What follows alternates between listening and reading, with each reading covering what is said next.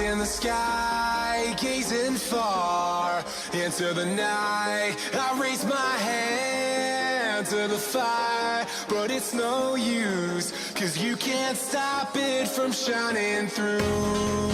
It's true, baby, let the light shine through. If you believe it's true, baby, won't you let the light shine through for you.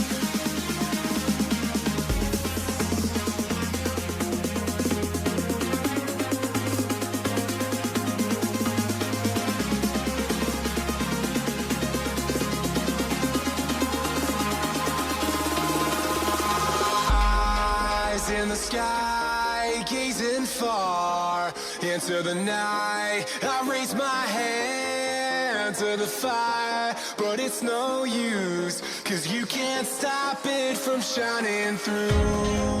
It's true, baby, let the light shine through. If you believe it's true, baby, won't you let the light shine through for you.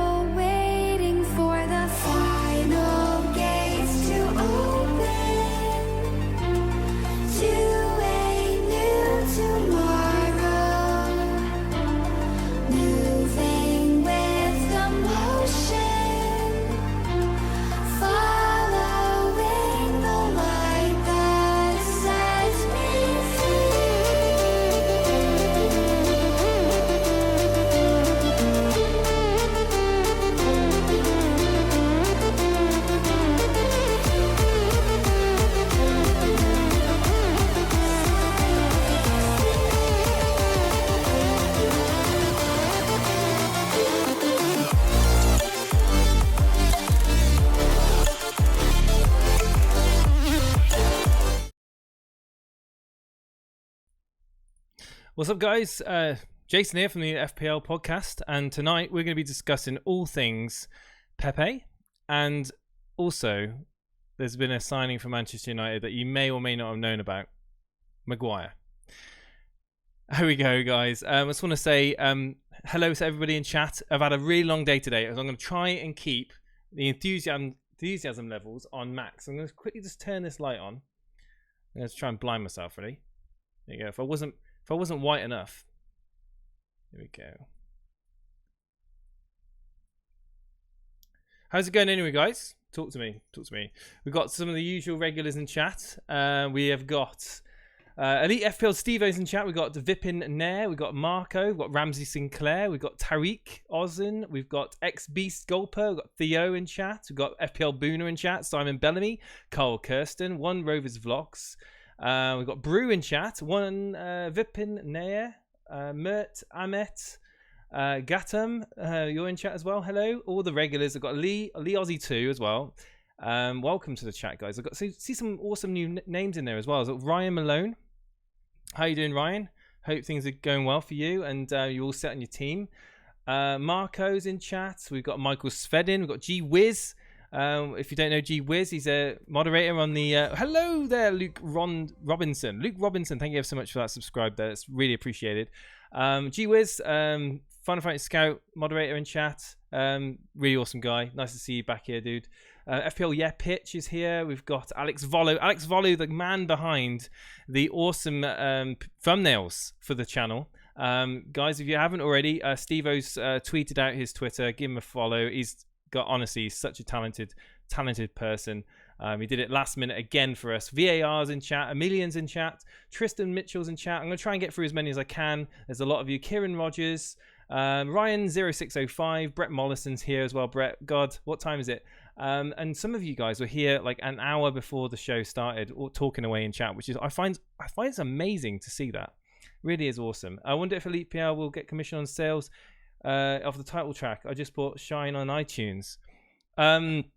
All the music we play is non-copyright sounds. By all means, support the artists. That's all I say. I mean, they put their music up available for content creators and people to download for free and to use. And if you want to support them, by all means, that's an awesome thing to do. For anyone that creates music, you should support them. Nuno Santos in stream as well. FPL Manager, great stream. Thank you ever so much, Nuno Santo. Joel Street. Hello, Alex Summerson. Good evening. Okay, so I will try and get through as many comments as I can this evening. I'm going to move my chat over a little bit so I don't have to twist my neck so much, so it doesn't look like I'm looking away from you. But the big news today is Harry Maguire looks like he's going to be at United. They've agreed £80 million transfer deal. It's been coming for quite some time now. It's amazing. I think United needed to bolster their defence, and it's no longer a question of whether you want to maybe involve yourself or invest in Man United defenders. I actually think that is going to increase the interest in Wan-Bissaka. I think we're going to see a lot more teams with Wan-Bissaka in. And anyway, do you guys want to see my draft? Let me know in chat if you want to see my draft. If not, we can talk about other things. We can talk about Pepe maybe for Arsenal. Pepe at 9.5 million. Is he worth the money? Is he going to be in your team? Which goalkeepers are you guys going for? Are you going for premiums? Are you going to go for budgets? No, Loz, Carl Kirsten. I don't want to see your team. Yeah, show us your draft, says Theo. Let's see a draft. Okay, fine. All right. This, ladies and gentlemen, is my draft. All right. Right here. This is my draft. No, it's not really. It's not my draft. I'm gonna go through my draft. I'm gonna pick it on screen with you now, and I'm gonna go for each player. This is just a team that I just put up. I was thinking of captaining Richarlison game week 1. I'm not gonna lie, away at Crystal Palace, but no, I'm gonna go through my team. So if we just clear these ones off, go into the transfers page, and we clear these ones off, and we can go through the team now. You may or may not be surprised at some of the picks. You may just think it's boring because it's a lot of the players you've seen before. But I have finally come across a team that at the moment that I'm actually really quite happy with. And I'm interested to see what you guys think. Maybe you want to come on the stream as well. Come into the waiting list on Discord and let me know your thoughts on the team I'm selecting, and also maybe players that I'm not thinking of. Because there's people talking about fringe players now. I know there's games playing at the moment. I think did Duffy or Dunk, was it Dunk that scored an own goal just a minute ago? I think I saw somebody in chat saying that Dunk scored an own goal. Wow, it's not a great start, is it? Okay, so let's just go through my team. So in goal, am I going to go premium? Am I going to go budget? Well, I'm going to stick with what I always do, and what I always do is I go budget. So I'm going to have Ryan and Button in goal. So this is just the boring bit now. All right, so we get the Ryan Button in goal. Now the back line. Hello, Justana Viraj Gamero. Thank you so much for that subscribe. That's much appreciated.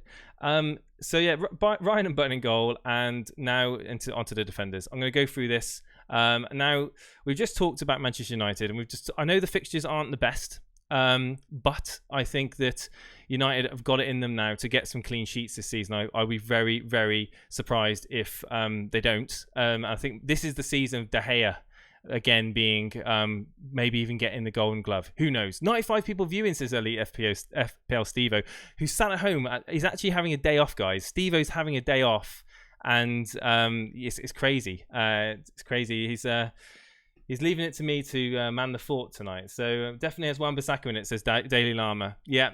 Okay, so the first pick is going to be Aaron Wan-Bissaka. Absolutely. So let me just find him here. Let's get him in. Wan-Bissaka. Fixtures, Chelsea at home, Wolves away, Crystal Palace at home, Southampton away, Leicester at home. These people are saying that these fixtures, last season you would expect teams to score against United. I'm not so sure this season. I'm going to have him in because I think he's going to be a Baps magnet, and I think he's going to possibly get in some assists as well, bombing down the right-hand side. Judging by his form in pre-season, I can't ignore him. I would be a fool to ignore him, and it's a pleasure to have a Manchester United player in my team. So Wan-Bissaka in. Next, yeah, Stevo's allowed days off. So Wan-Bissaka's in the team. Who do you guys want to? Who's going to guess who my next pick is? Anyone want to try and guess? Aman Dillon in chat. Welcome, Aman. How you doing? Diabala will be 11 million. I don't know, Carl. I don't know if it will be that much. I'll be surprised if he's that much. On match week 1, Nuno Santo in chat saying, on match week 1, will you be going live with Stevo? Absolutely. On match week 1, we'll be next week. We're going to be doing a bit of a marathon next week. We've got plans to do different events. We've got the community team this Sunday. All right, so you guys are guessing next one. Right, so we got TAA, we got Van Dijk, Trent, Robertson, Zinchenko. Okay, Pep saying, actually, I believe Pep now saying that Mendy's back in training about 2 or 3 days ago. According to news sources, he's hopefully next week he can train with the okay, he's back 2 or 3 days ago, and hopefully next week he can train with the team. Does that worry anyone that owns Zinchenko? Anyone chat worried about him now and thinking that Mendy's possibly going to pip Zinchenko game week 1? I'm not one of those people that worrying, but are you a little bit less certain now? Walker Peters, okay, yeah, come on. Okay, so some of you guys have already mentioned it, right? So the back 3 to go with Wan-Bissaka. That's right, guys. I'm going to be playing 4 in defence. So yeah, it's going to be Zinchenko from Man City, 5.5 bargain. As long as Mendy keeps his nose out of the team for as long as possible, he's going to be in the team, definitely. Walker Peters. I've been looking at Tottenham, and I'm hoping that Aurier isn't going to be fit for game week 1. But if he is, then Walker Peters is going to turn into Ake. Bournemouth fixtures are really good. We all know about that, and I've got a plan. So at the moment, it's Walker Peters, and he can switch to Ake in the event that we don't think he's going to start. They will buy a new right back. They probably will, to be fair.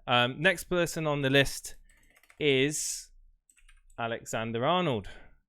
Surprise, surprise. I've got to have at least one of the Liverpool defenders, attacking defenders in my team. So therefore, that is my back four. All right? That is my back four at the moment. You're thinking, what formation are you playing, Jason? If you got a back four. Well, surely surely you're going to spend in midfield. You haven't really spent in defence. So where's your money going? Well, I'll tell you where my money's going, ladies and gentlemen, mainly gentlemen. It's going in both. Okay? So first midfielder is going to be, have a guess. Who's the first name on the team sheet in midfield, guys? Anyone want to guess? Oh, Simon Bellamy's going with Martial in chat. Aki's a good choice, people are saying. Interesting. Vipin says Salah. Nasty Bull says Sterling. Oh, Baska Bora says Dendonka. Okay. The Egyptian King. Absolutely, the Egyptian King. I started off my first draft without Mohamed Salah in my team, and it was a mistake. What was I thinking? Mohamed Salah first on the team sheet in midfield for me, and surprise, surprise, we're going to go with Sterling as well. So we get the boring picks out of the way. How about we throw in a Ayoze Perez for good liking? And we all know that we can switch him out if we need to. But I do think that I do like Ayoze Perez. And I'm looking forward to having him in my team. I know that someone's saying Vardy's not really on it at the moment. In the game. They're playing at the moment, aren't they? Is it, what's the score? Is it 1-1? I'm not even watching it at the moment. I need to get the scores up, but you guys can tell me. And that last, so basically now, somebody said Dendonka, didn't they? So we throw Dendonka in because that is a pick, right? So but actually, we'll play the last. We'll put Dendonka in last. So, anyone want to guess who my last midfield option is going to be? Yeah. Nasty Bull said it straight away. I am going to go with my risk pick of Ceballos as my final midfield option, and of course Dendonka, who is the budget. Is going to be on the bench. So guys, it's a 4-4-2 formation that I'm going to be going with, and up front I'm going to have. Some people said Ryan Fraser early on. I'm actually going to go with Callum Wilson. Some people are getting double, triple Bournemouth. I'm going to go with the solo Bournemouth at the moment and bring in Callum Wilson. And up front, does anyone want to guess who's up front with him? Come on, guys. I see a few people talking to me about Kane. Kane. Let's have a look. Who can I bring in? Who can I bring in, guys? Bring in Harry. Bring in Harry Kane. Yeah, absolutely. Harry Kane, who can switch out to Aubameyang game week 3. I know that people are obviously looking at the fixtures. Oh, game week 2, sorry. Not game week 3. Man City away, game week 2, switch him out to Aubameyang. I think Boona was talking about that, actually. It's becoming a popular thing, actually. Get Harry Kane in for home to Aston Villa, and the only thing is that you just hoping that you don't have any other fires to put out in your team. But yeah, Harry Kane. So that is going to be mainly. So you're probably thinking, who's my other ones? Well, I was going to probably put Kelly in defense to go with just as a non-playing substitute, and then I think I'll go with Greenwood. Just so yeah, guys, this is my team. Oh no, what have I done wrong here? I'm not paying attention. What have I spent money on? No, I've got the wrong Kelly in. That's why. There we go. I'll go back to sleep now, guys. Don't worry about it. Right, there you go. That's my team. That's my team, and Harry Kane starts on the bench for me. So Greenwood, Dendonka, obviously Perez is playing. Alexander-Arnold's playing for Kelly. So that is my team. What do you think of it? What do you think of my team?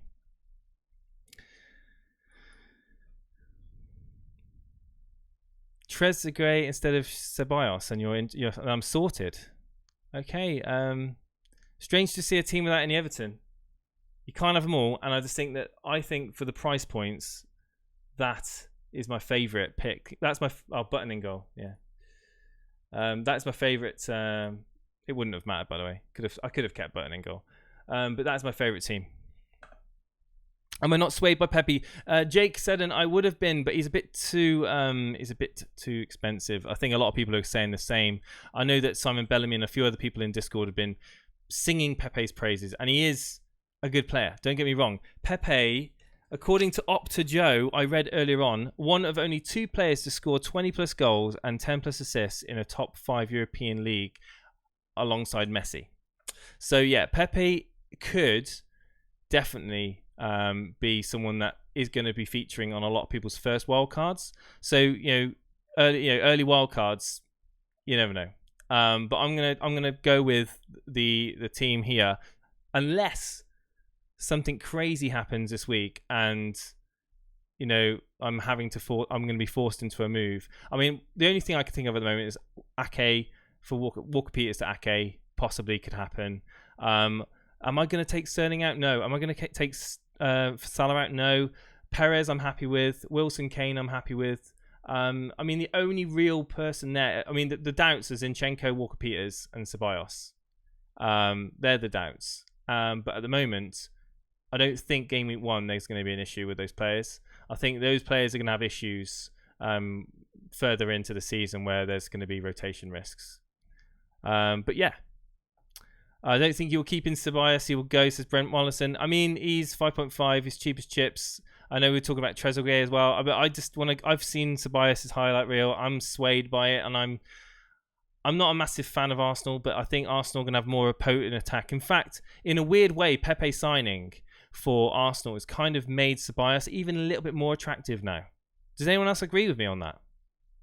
Or do you think that Ceballos isn't going to be playing as an attacking role as I'm thinking he is? I think he's going to be quite attacking. I need 3 premium midfielders. Do I? I've got two premium. Well, I've got Harry Kane and Wilson. So yeah, I've got money up front. I mean, I'm looking at the team. I can see points coming in from a lot of those positions. I really can. I know Ceballos and any other Arsenal midfielder. I mean, even Pepe. I mean, because Arsenal isn't expected to keep clean sheets, especially if they don't do any business in their defence. I mean, that is a downside. But I mean, I'm bringing Ceballos in for his potential attacking and assisting returns. So there you go. We'll have to wait and see. Absolutely, Jake. Absolutely. So yeah, interesting to see what your thoughts were on the team. It's going to read back through. Pope will be fine. People thinking about Pope as well. Arsenal finish above United, says Dan. I think this year, I think United have got a good chance of finishing above Arsenal, especially with the solid defense we've got now. I think even if it's just winning games 1-0, the old Jose Mourinho way. I know it's under Solskjaer, but I just think that defense is going to be hard to crack. I think it'd be a tough nut against top 6 teams. I think it's going to be too hard. But it could be red faced. De Bruyne says Vince Chapman. Absolutely, I would love to have De Bruyne in my team. I really would, but in order to have De Bruyne, I wouldn't be able to have Harry Kane, or I wouldn't be able to have Sterling. And I really want Sterling, and I really want Harry Kane. So at the moment, I've got no way. I mean, unless I really, really skin out on my defense and take Wilson out for for cheapie, then I don't really want to be like digging up my team and weakening it in order to play KDB. Do you think Zaha will stay, says Rory Cohen? Who knows? We're getting closer now to the start of the season, and there's still not been an offer that's been accepted. I don't know. I know he wants to go, but I just don't know if it's going to happen now. United's backline is solid, says Rhino605. I think so. I mean, again, touch wood. It's not start. I think they're good. Salah to KDB, Ceballos to Sigurdsson. Salah's going to be the captaincy pick for game week 1 for the majority of people. I think not owning him, especially not like if you don't captain him, that's fine. But if you don't own him and he scores big, then I'd just be too scared. I do. I will be looking at KDB again, and I may change my team. And I'm pretty set on Kane. I've been waking up in the morning thinking I need Harry Kane in my team, and I haven't got him in my team. So this is how I can get Harry Kane and be happy with an overall team. So, do you think that Solanke could rotate for King this season? He has scored again tonight for Bournemouth. Absolutely. Nuno Santo, he could rotate with King. Absolutely, he could. King isn't guaranteed minutes, full 90 minutes. At the start of the season, the value was in defenders, says Carl Kirsten. What happened to that changed it, Robbo? And I think a lot of people got shocked about Liverpool against Napoli. They kind of got exposed, but again, it could all go full circle again, couldn't it? It could easily go full circle. So yeah, let's get some people on. We've got Tom FPL and Chicken Mo Salah in chat. Tom FPL was in first. I'm going to bring Tom FPL in to talk about the team and other things, FPL, because we're here to talk to you guys. If you want to join us in Discord, !Discord in chat to get the link to join us in Discord. Tom FPL, you're live on the Elite FPL call in. How are you doing, Tom? Hello. You alright? Yeah, I'm good, thank you. Have you seen the team I posted? Yep. I'm just watching the stream now. All right, no worries. Have you? What do you think of the team? I think it's decent, yeah. Obviously, Just you can't have everyone, can you? Chaos. Yeah, it's just... Yeah. If it was 30 players, everyone would be so happy, or even 20. Yeah, I know. It's just one of those things that you can't own everyone, but you can have to just do the best you can with the money you've got. And I'm happy with it at the moment. So we'll wait and see on it. But we'll be doing a lot of streams next week where we'll be talking about other picks, and who knows, I may change Ceballos. But at the moment, I'm pretty happy. So Tom, you're here tonight. Have you been playing around with your team at all? Have you made any different selections since you were last on the podcast? Yeah, I've put it in right my team. Okay, yeah, I see it now. So the last team. Okay, so yeah. Interesting. So a 4-4-2 again. Oh no, 4-5-4. Be 3-5-2. 3-5-2. 3-5-2. Okay. Mm-hmm. Okay. So Rico, you think he's going to be getting some minutes then for Bournemouth? Yeah, with Kelly. Kelly's got like a ankle injury or something. That's putting him out for a few weeks at least. Okay, hopefully those first two games. Fabianski in goal. Right, so for those of you listening on audio, Fabianski in goal with Button as sub, Rico, Wan-Bissaka, Kelly for Crystal Palace, of course, Alexander-Arnold and Lundstrom, who I don't think he's going to be playing that much. Thank you so much, Vipinier. Thank you so much for the sub there. Fraser, Sigurdsson, Sterling, Lucas Moura and Barkley. Now, Barkley being the talked-up option for Chelsea, in-form pre-season. I've seen a lot of people bringing him in. I'm sticking to my original decision. Like pre-season, I was saying I'm going to hold off from Chelsea. I'm going to wait and see. Are you confident with Barkley then? Obviously, you must be. You got him in your team. Yeah. Yeah. You're not thinking that you may change it come game. Closer to game week 1. You're pretty happy with that.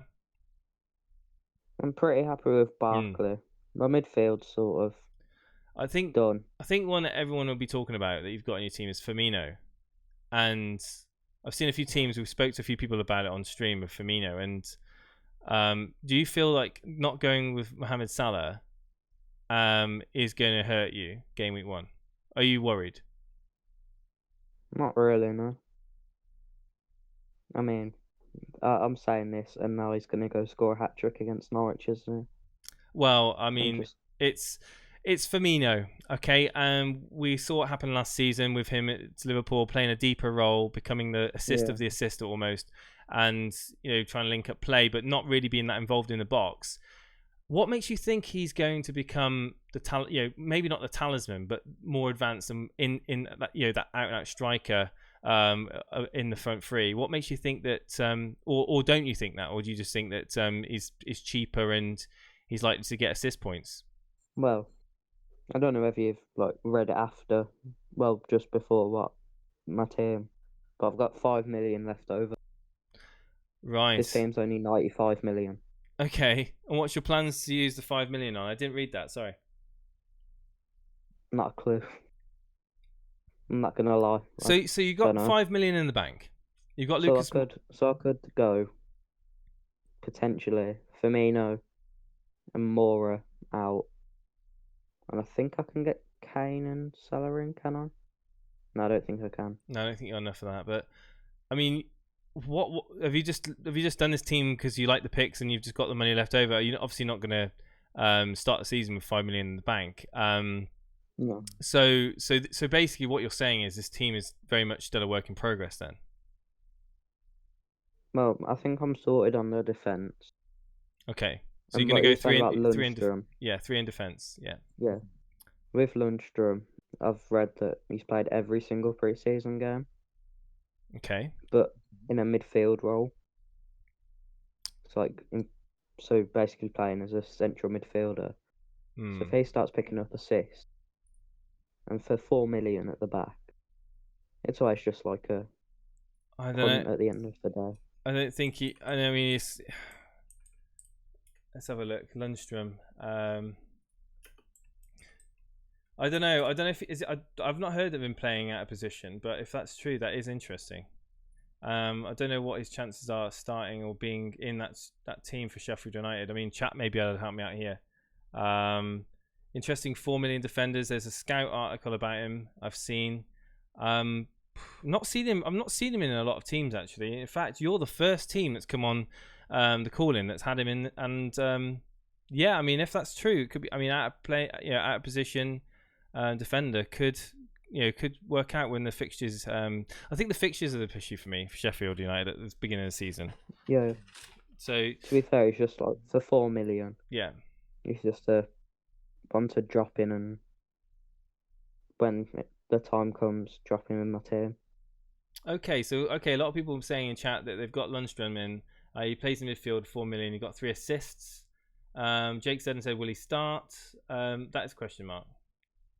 He won't be a regular, the fans say, but he's a manager that counts. But it's the manager that counts. Absolutely. So, gee whiz, thank you for that. I mean, I've not really considered Lundstrom. I've just seen the article about him. I just think that, I mean, yeah, 4 million. I mean, what? I mean, you're going to be playing Rico Wan-Bissaka and Alexander Arnold game week 1, so you can wait and see on him. Yeah. So yeah, the 3-5, the 3-5-2. So again, we're seeing people move away from the heavy hitting full premium defense of 5 people. A couple of weeks ago, it was 5-4-1, 5 at the back. 5-3-2. It's mainly the 5-4-1 formation that I saw a lot of, or the 4-5-1 formation. So it's interesting now, like myself, where I'm taking money away from the defense to upgrade, and I would definitely think about getting Salah in, and I don't know. I'm gonna wait and see on Barkley. I'd love him to do well for you game week 1, but I just don't see Chelsea breaking down United's defense, especially now with Maguire. I think he's gonna have a quiet game, Barkley. That's my gut. That's my biased opinion, of course, but yeah, absolutely. Yeah, thanks for sharing your team. All right. You got anything else you want to add, Tom? I was gonna say if Moise Kean does come in, yes, I could always swap Sigurdsson for Salah, and then I've got 10 million left for Moise Kean, who shouldn't be more than 8. So that means that I've still got at least 2 million left over, and then come game week 3, I think it is. When Son's back, I can swap Mora out for Son. Yeah, I like the thinking. Okay, that's a bit of a plan, but again, it's I wouldn't be keeping money in the bank come game week 1. I think you need to spend all your money to squeeze the best possible team out. I know that you're trying to plan. I appreciate you trying to plan your team, but sometimes you can weaken your team by keeping money in the bank. It's the same thing for people that have got 5.56 mil players on the bench. To me, it's a waste, and you should be trying to optimize your team as much as possible. And I do like the picks. I mean, individually, the picks, I mean, they're not too bad. I mean, going through, if you got the Fraser, you got King. I mean, if obviously on penalties. Lucas Moura, I've seen a lot of people looking at him. It's purely just a Firmino and Barkley. I mean, you'll add the risk, of course. So out of the two, I would be question marks would be on Firmino, and especially you've got 5 million in the bank, I'll be spending that money on Salah myself. Stick with the crowd; it's safe. But yeah, thank you for a different. No, thank you for like Steve-O. We do appreciate different teams on here, and the fact that you can talk us through it and and have a plan is great, because that's what we're after here, and we're after a conversation. And thank you for giving one. All right. Cheers, Tom. Cheers. I'll speak to you soon, buddy. Cheers now. Anyone else that wants to jump on, guys, we're live on air for the next half an hour or so, maybe a bit longer, depending on how many people want to chat. So come in and join me on air. Go and come on Discord, come into the waiting room, and we can discuss it. We're going to read some comments out in the chat as well. The chat's been talking away. Alex Summerson, going for the jugular. Bad team. I mean, it wasn't a bad team. It just had a few things that needed to be sorted out on. Arsene Wenger style fantasy football, not spending the money.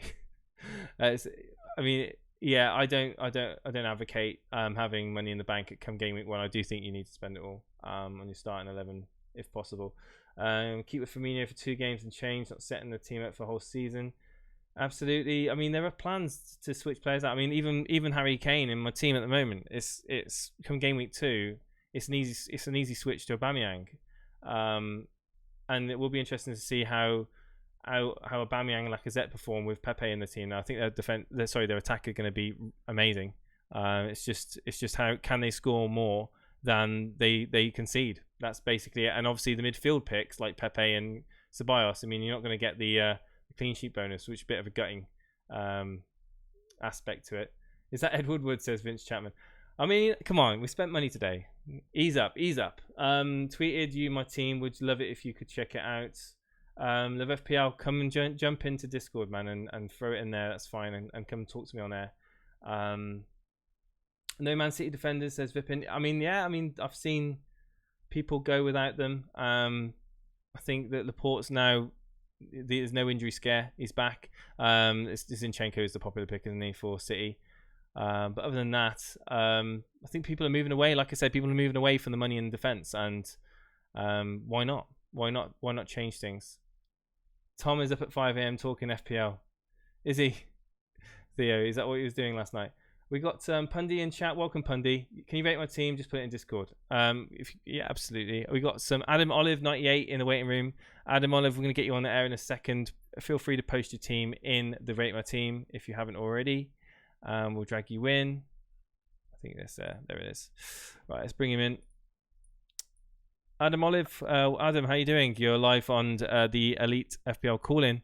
We're talking teams. You've seen my team. Let me just get it up again on screen. What did you think of my team when I revealed it? It's not completely shocking, is it? But I think it's a really relatively balanced team. No, yeah, it's different. I think the pick of Caballos, however you say his name, I think that kind of made me look at him a bit more, because it made me think about how Emery doesn't really rate Ozil much, so he's probably going to be used in a more attacking role for him. And I was thinking for 5.5, it just allows you to free up so much more space. So with my one, I had Fraser in there, and I've downgraded him to Caballos to free up an extra 2 million. I just feel like it's a good place for a midfielder, considering most of the 5 million ones are pretty much dead wood. I mean, yeah. I mean, when I saw his price come in at 5.5, I just thought, is this for real? Especially how recently FPL have been kind of pricing quite highly new players into the game. I just thought it was an absolute steal at 5.5. I was expecting 7.5. I'll be honest with you. And oh yeah, definitely, considering he's an Arsenal player. And yeah, I just think I think it's a temptation that I don't want to miss out on. And away at Newcastle, I can potentially see him doing something. We've got. Hang on, let me just move Rabus out. I don't know who that is, but we had someone else in there a second ago. Okay, so Adam, you've posted your team in Discord. We'll get it up now on air. And for those of you who can't see, he's got Tom Heaton in goal. Tom Heaton is away at Tottenham. obviously now with the move to to Villa, you think that that Heaton is going to get those save points for you? Are you going for the save points? Yeah, that's pretty much what I'm going for. I think that if you're going for that, unless you're going for a 5.5 and above keeper anyway. So I don't think there's any point going for a 5 keeper like Fabianski or anything. You might as well go for the 4.5. Yes, likely he's not going to get many clean sheets, but 4.5. I'm just going to stick him in there and forget. I did want Henderson, but I wanted a keeper I could whack in and just forget about. And obviously he's got those United games that he's not going to be able to play in. So I was finding myself having to either make a wasted transfer on a goalie that I wouldn't want to do, or spend an extra 0.5 to have a goalie sitting on my bench. So I thought I'd just go with Heaton. That makes sense. The whole season. Okay, so you're going for a 4-4-2 like me. You've got the safe picks of Van Dijk and Alexander-Arnold. I would say safe. Yeah. The home game in Norwich. I mean, those were the two defenders that I had in all up until yesterday. Those two Liverpool defenders. I've gone down to one now to spread some money out into the rest of my team. Now, talk me through Digne. Are you confident that he's going to, obviously on set pieces, he's going to be bombing forward. You've got him in that team for the attacking asset. Is there anything have you considered other defenders over Digne, or is it he's going to be a mainstay now for you?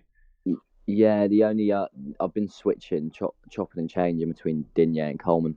I think it's been a hard choice. I think people are over exaggerating. Like, Idrissa Gueye is going to be a loss to Everton, but I don't think he's going to be that much of a loss. I feel like their fixtures are good up until like early December time. Digne proved with chances created and everything last season that he's not just about getting clean sheets. He can get you in the big hauls as well. Coleman's been looking good on pre-season with shots in the box and being up there all the time. So it's a hard one for me. Part of me wants to save another 0.5 by just going Coleman, but I think Digne is just the safe one that we know can just get a load of points, just randomly rock up a double digit week. So immediately I'm looking at this team. So you've got Walker Peters in. We'll briefly talk about Walker Peters. Obviously, for Tottenham, right back. Question marks over the selection game week 1. Confident Walker Peters is going to stamp his name there on that team sheet. And obviously Aurier now looking like he's not as badly injured as we thirst for, and there's always that outside chance that Tottenham could do a deal in the transfer market. Have you got, like for myself, I've got Ake as a backup plan. Have you got a backup plan for Walker Peters at all?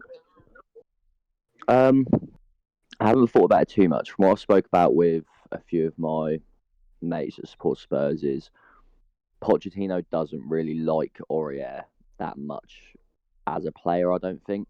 And Walker Peters, it seems like when he's gone in, he has been a bit flaky, but he's also performed really well. I think last season, I can't remember what game it was, he got like 3 assists in one game.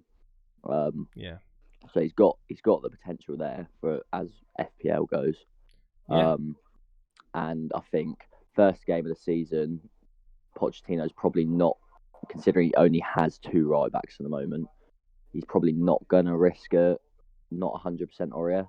So he's probably just going to go safely with a Walker Peters. I can't see him playing Eric Dyer there, but it could. Yeah, no, not at home to Villa. And I mean, like you said, he's done the job when he's been put in that position, Walker Peters. And I know Boona has been raving about him, and he's got him in his team. So yeah, that's what I mean. Boona's kind of swayed me and kind of convinced me. So I've gone with Walker Peters, and I said, if there is news come the end of the week next week that he is somehow not going to start, then there's always that chance I can switch him to Ake as well. So we'll talk about your midfield now. You've gone where you've got this. So you've got the 3 of the same of me, but you've got De Bruyne in. So let's talk about your selection. And so I've gone obviously with Kane, and you've gone with De Bruyne. So essentially, I've gone Kane, Perez. You've gone King and De Bruyne. So I don't even need to ask you why about De Bruyne. I Bargain. I admire him so much. 9.5 years a bargain. He really, really, really is a bargain, and I find it impossible not to have him in. I Almost more than Salah. I think that at the moment, do you know when you? I don't know if anyone in chat can relate to me, or if you can relate to me, but do you know when the FPL panic sets in? Like when you're like 48 hours, 24 hours, the clock is ticking down. Like at the moment, You think you're going to panic to get him in?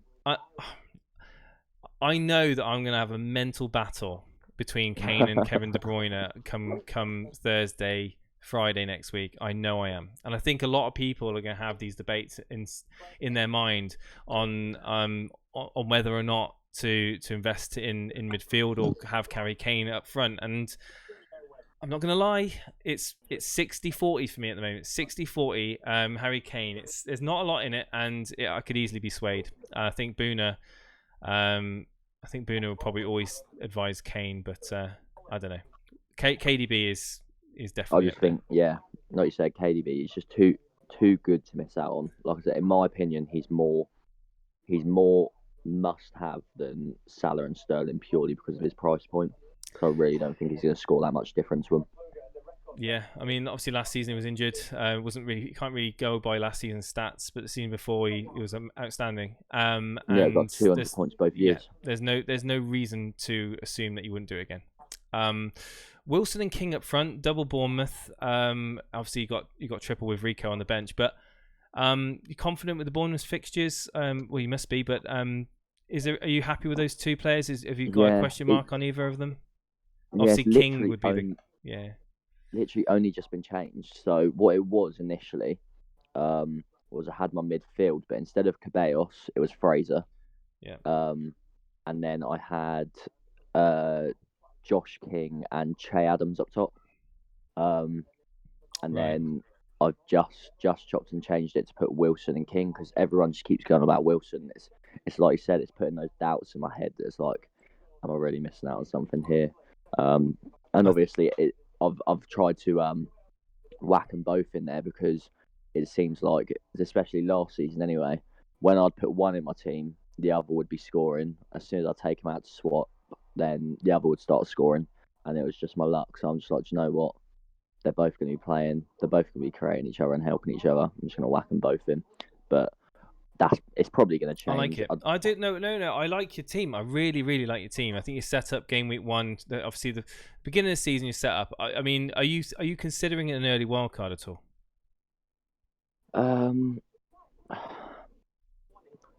I always say no because I don't like. I like always thinking in my head that I'm going to use my wild card when players' form just disappears and like. You realise, I've got like 3 or 4 players here that really aren't bringing in points a few weeks in a row. But chances are, it probably is that's probably going to happen quite early. So obviously, I can't imagine Ceballos is going to stay. If he doesn't hit it like straight away, I can't imagine he's going to be in my team very long. I've kind of got him in because it's like I said, an easy fixture. He's got Newcastle. It's a nice way he's an enabler. He's an enabler, and And you've got the Salah, De Bruyne, Sterling in there. You've got. I mean, I think it's worth a risk at the price point of 5.5. It's just that one risk in your team. All the rest of them, I think, are safe options. I mean, Digne, you may not get a clean sheet, but he's got the attacking potential. And obviously we talked about Walker Peters. I think Bournemouth do well. I think a lot of people, it was Block FPL has been ranting and raving about Bournemouth. He finished well within the top 50 last year, and he seems to have a great analysis when it comes to players, and he's gone with a double and advocated in the past tripling up on Bournemouth on Ryan, Fraser, Wilson and King, but I wouldn't do that myself. I do like your team. I think that I'm happy with that. You've basically gone De Bruyne and I've gone Kane, and that is going to be a debate that I'm going to have in my head next week. Absolutely. But thank you ever so much, Adam, for coming on. Is there anything else you want to say before you go? The only other thing that I have to really mention is the fight I'm having with trying to not put Everton attackers in my team. Everton. I don't know if you're having the same problem, like with Richarlison, Sigurdsson, and if Moise Keane gets priced up, because their run of games is just amazing up till December. Yeah. I did. My first draft had Sigurdsson in. I don't know. I mean, it's again, you can't have all the players. Who would you? So obviously, I know you're not amazingly nailed on Ceballos, but where would you get the money from to bring in Sigurdsson? That's the question. You're gonna have to take money from somewhere, and where would that be? Would you take King out? Would you downgrade De Bruyne, a player that you've obviously just said's more important than Sterling? So then Sterling, would you take money out of Sterling and invest it in? It's one of those where you can't have them all, but you've got to try and get the best for the money you've got. And I think the way you've set your team up, is kind of not suited for those 8.5 million midfielders, really. Yeah, I get it. I think the only way that I'd do it is, I'm not completely against taking Sterling out this year. So depending on the Sane situation, I mean, I feel like he is going to end up going Bayern. But I feel like for 2.5 million cheaper, if he was to be set, I feel like Sane is such a better option at the price, because I feel like if he plays all season, it's an if, isn't it? It is an if. He's so much more productive than Sterling is, and there's 2.5 million there. I could also save 500,000 on Digne and get him down to Coleman, and then save like another 2 million on Wilson and get him down to Che Adams, because I really like the Che Adams pick. What about Wesley for Villa? See, everyone's jumped on the Wesley bandwagon. Yeah. I'm more on the Che Adams bandwagon. I feel like I feel like for 6 million, I feel like he's a very good risk to take, because I've noticed Saints are, since that Hassenhutl's come in, they've become quite a more compact. Like, they didn't. It's weird. The results didn't show it last season. But from watching them, you can tell that Hasenhüttl is a quality manager, and I feel like as soon as Ings came in, you could see the benefit that they had of like a clinical striker. And with Ings being like injury prone, I'm pretty sure he likes playing two up top anyway, so he's probably going to be playing Che Adams with Ings. And Che Adams is a really, really clinical striker. I love it. I love the thinking behind it, and I love the fact that it's a differential. It's a massive differential. Yeah, he's got 1%. Yeah, absolutely. And guys in chat, if you haven't heard, Che Adams could be your enabler. Thank you ever so much, Adam, for coming on tonight. I much appreciate you sharing your team. I'm going to bring my team back up on the screen so you guys can see the team that I'm going with at the moment, and we'll be bringing on another caller now. We've got a few people waiting in the Discord channel to come on. We've got Talcol, Skinky, 97, Sinwin. Hot Sauce has been waiting for a while. So Hot Sauce, if you're in and you're ready to come on, please unmute yourself and undeafen yourself, and we'll get you in. I was going to read some comments on through the channel, guys. I'm trying not to leave you guys out as well. I know you're talking away there. Geordie Kev says, lads, KDB, Fraser and Van Dijk versus Sterling, Barkley and Taylor and Target Dunk. Oh, that's an interesting one. I would go with KDB, Fraser and Van Dijk. Yeah, that's what I'd go with out of those. Shane Duffy on the goal sheet yet again. Really? What? 3 goals and 2. It's insane. How do I listen on Discord? Anish, you just unmute yourself. I think you should be unmuted already. Hot Sauce is done ready. Hot Sauce is ready to come in. So FPL Hot Sauce, welcome. You're live on the FPL Call in. How are we doing, pal? I'm doing great. How are you doing? Yeah, I'm good, mate. Thanks for getting us on. I know I just missed out the other evening, but it's a great stream. The thing is, the frequency of streams that we're doing at the moment, if you don't get on a stream, there's a good chance you'll get on the next one. I try to go in order as well, trying to prioritize where possible. Yeah, exactly, mate. That's one of the reasons why I was attracted to you guys, to be honest. I remember being an early listener when you was just starting out, and I just knew that you was so passionate, and Steve-O doing it regularly, so that's kind of what attracted me to you guys. We've got a new... Oh, thank you ever so much for that. I just had to break a second. We have a Jose Perez goal this evening. Now, I just want to remind everybody that I don't want you all to copy me, but, I've already got him in my team, so, I'm not on a bandwagon. I've already got him in my team. So well, thankfully, I posted you've got yours. my team about 5 minutes ago, and he's in there. He's in there. So you're another person that's going up on the. I apologise for people watching because it is quite small. A screenshot here, and guys, if it's not, no, it's fine, don't worry. But guys, just a little tip: if you're going to post screenshots in the WhatsApp there, in the Discord, can you just crop them? So when you screenshot them, just crop them down so it just helps with Discord and the way they proportion it. So yeah, Henderson in goal, obviously the new signing, and talk me through Henderson. What made you go with him? The saves straight away. I think it was FPL Boone, one of the benefits of the Discord. I think he flagged up the amount of percentages of saves he had. And I just think if Sheffield United are going to maintain this reputation of keeping clean sheets, it's going to have to be in those first couple of games. There's going to be a lot of shots from the Bournemouth attackers in game week 1, and then I'm hoping the 2 home games that they've got back to back in front of their sort of home crowd is where they may grind out, and get a 1-0 win. I'm not saying that's going to happen, but if it is going to happen, it'll be them 2 fixtures.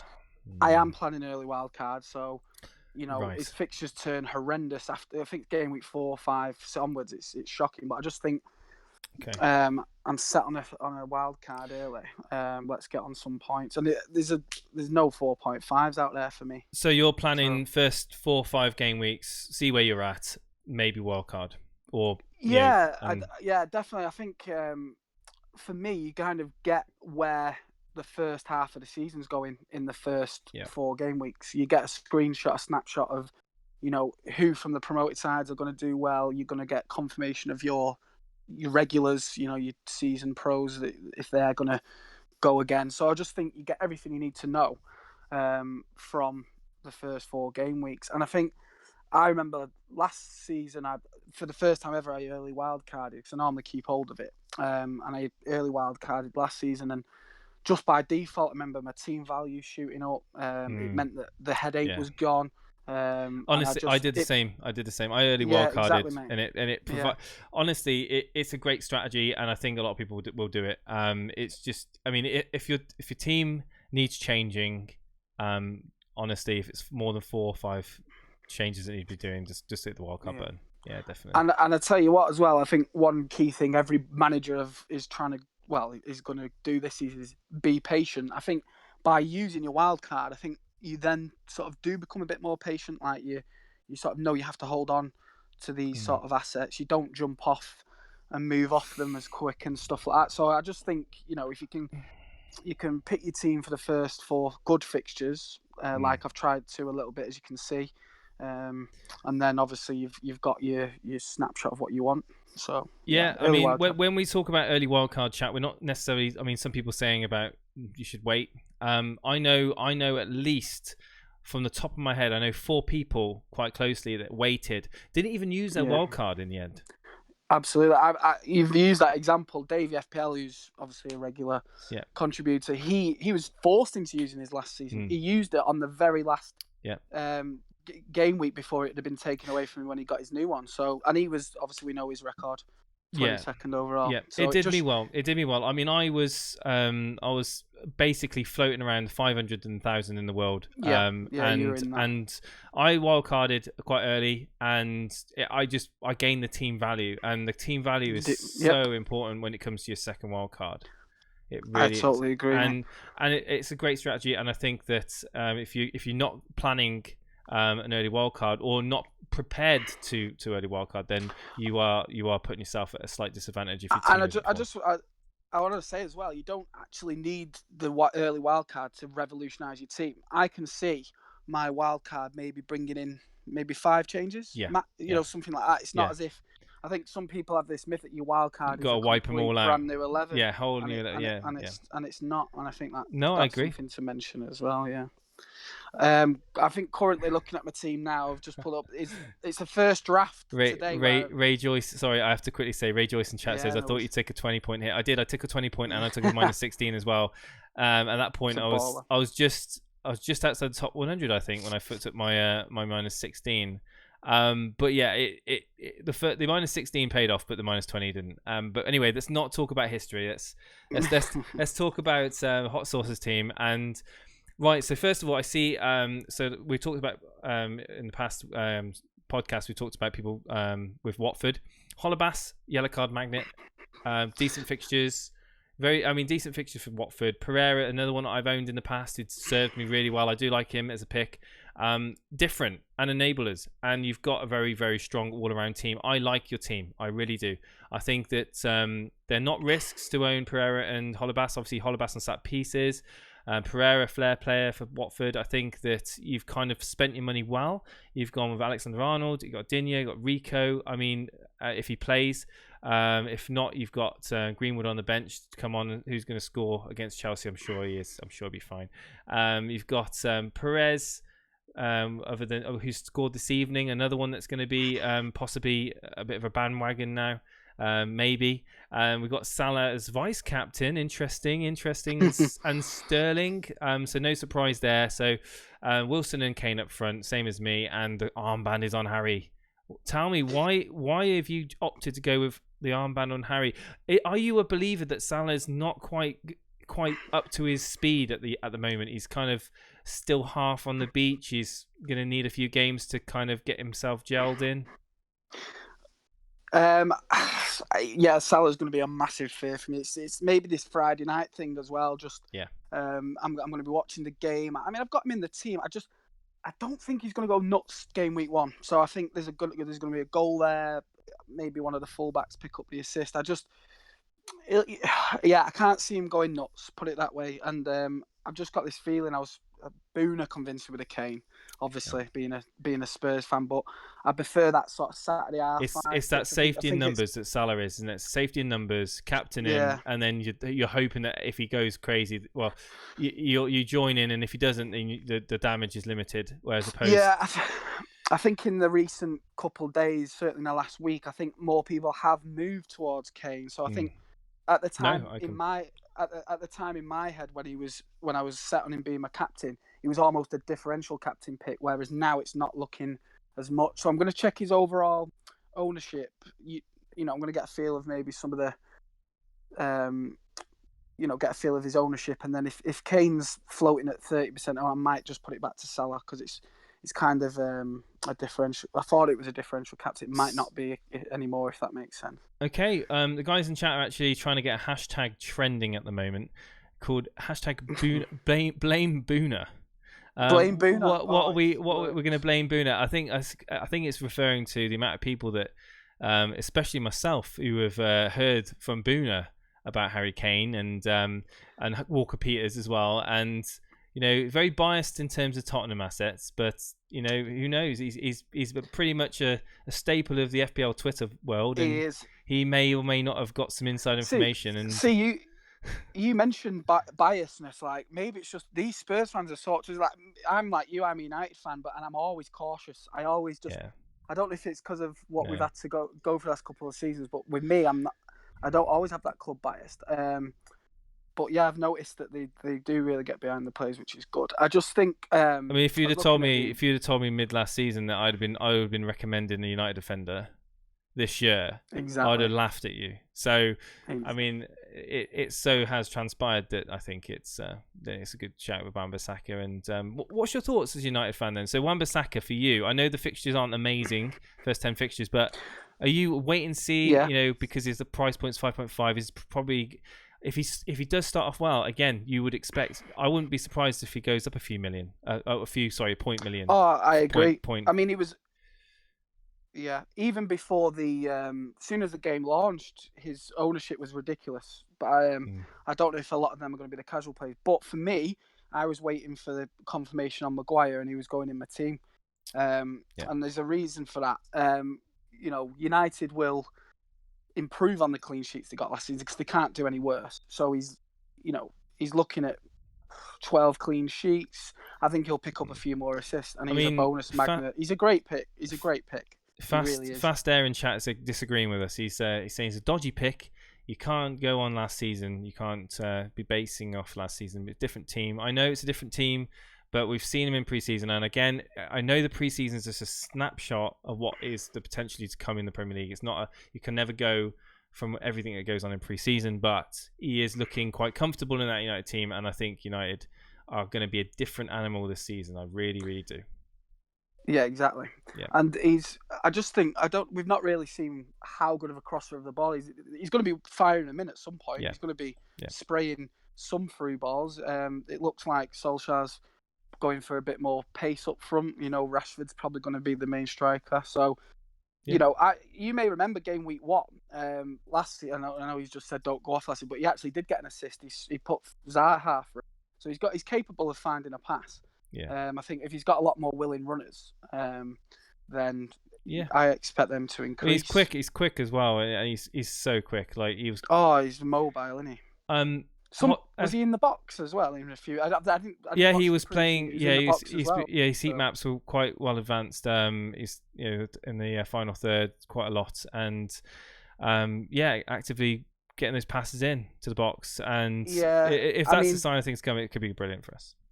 I mean, in my early wild card, hopefully it's not hard to upgrade Holobas to Wan-Bissaka. I only need 0.5. Yeah, obviously we're going to calm down because it wasn't against Premier League oppositions, of course. But Hot Sauce, I would love to talk more, but we've got a few other people I want to get on as well. Yeah, no problem. Thank you ever so much, my friend, for coming on. Really enjoyed it, mate. Thank you, and I look forward to speaking to you next week as we kind of melt down towards game week 1. So where the whole team will have changed again. Yeah, absolutely. No. I've got my team again back on screen for those of you who don't know. If you're just joining the stream now, this is my pick. These are the picks that I'm happy with. Walker Peters possibly going out to Ake if there is a big question mark come Friday evening, and I bottle it. And will I keep Kane or will I go with Kevin De Bruyne? Who knows? I'm pretty happy with the team at the moment as it stands. We've got a few people waiting to come in, and we've got I know Skinky97's been waiting for a little while. So Skinky97, if you're ready to come in, please unmute your microphone and I'll drag you in, and I'm going to read some comments out on stream. So no one's picking Liverpool defenders, says Tahir in chat. I think you're right. I think the old double triple up on Liverpool, it's kind of fading away now, where all these 5.5 picks are coming out of the woodwork and being more tempting. We mentioned obviously Zuma now at 5.0. I know Dereco and a few other Chelsea fans are bigging up Zuma, and we've talked about Wan-Bissaka, we've talked about Walker Peters. There's these options that you can actually use instead of spending out 7 million on Trent and Robbo. 6.5 again on Van Dijk. So absolutely, I can see why people are doing it, but it's weird how things change, isn't it? It really is. Basketball says Wan-Bissaka played like a beast during preseason. Yeah, absolutely, echoing what I said. Pick a team with 11 new EPL players, says Ray Joyce. That'd be risky. FPL Mechanic, he had 12 clean sheets, 3 assists, and scored 120 points. He's worth the 5 million. And so let's see if we can get Skinky in. Skinky 97, you're live on the FPL Call in. Welcome, my friend. Can you hear me?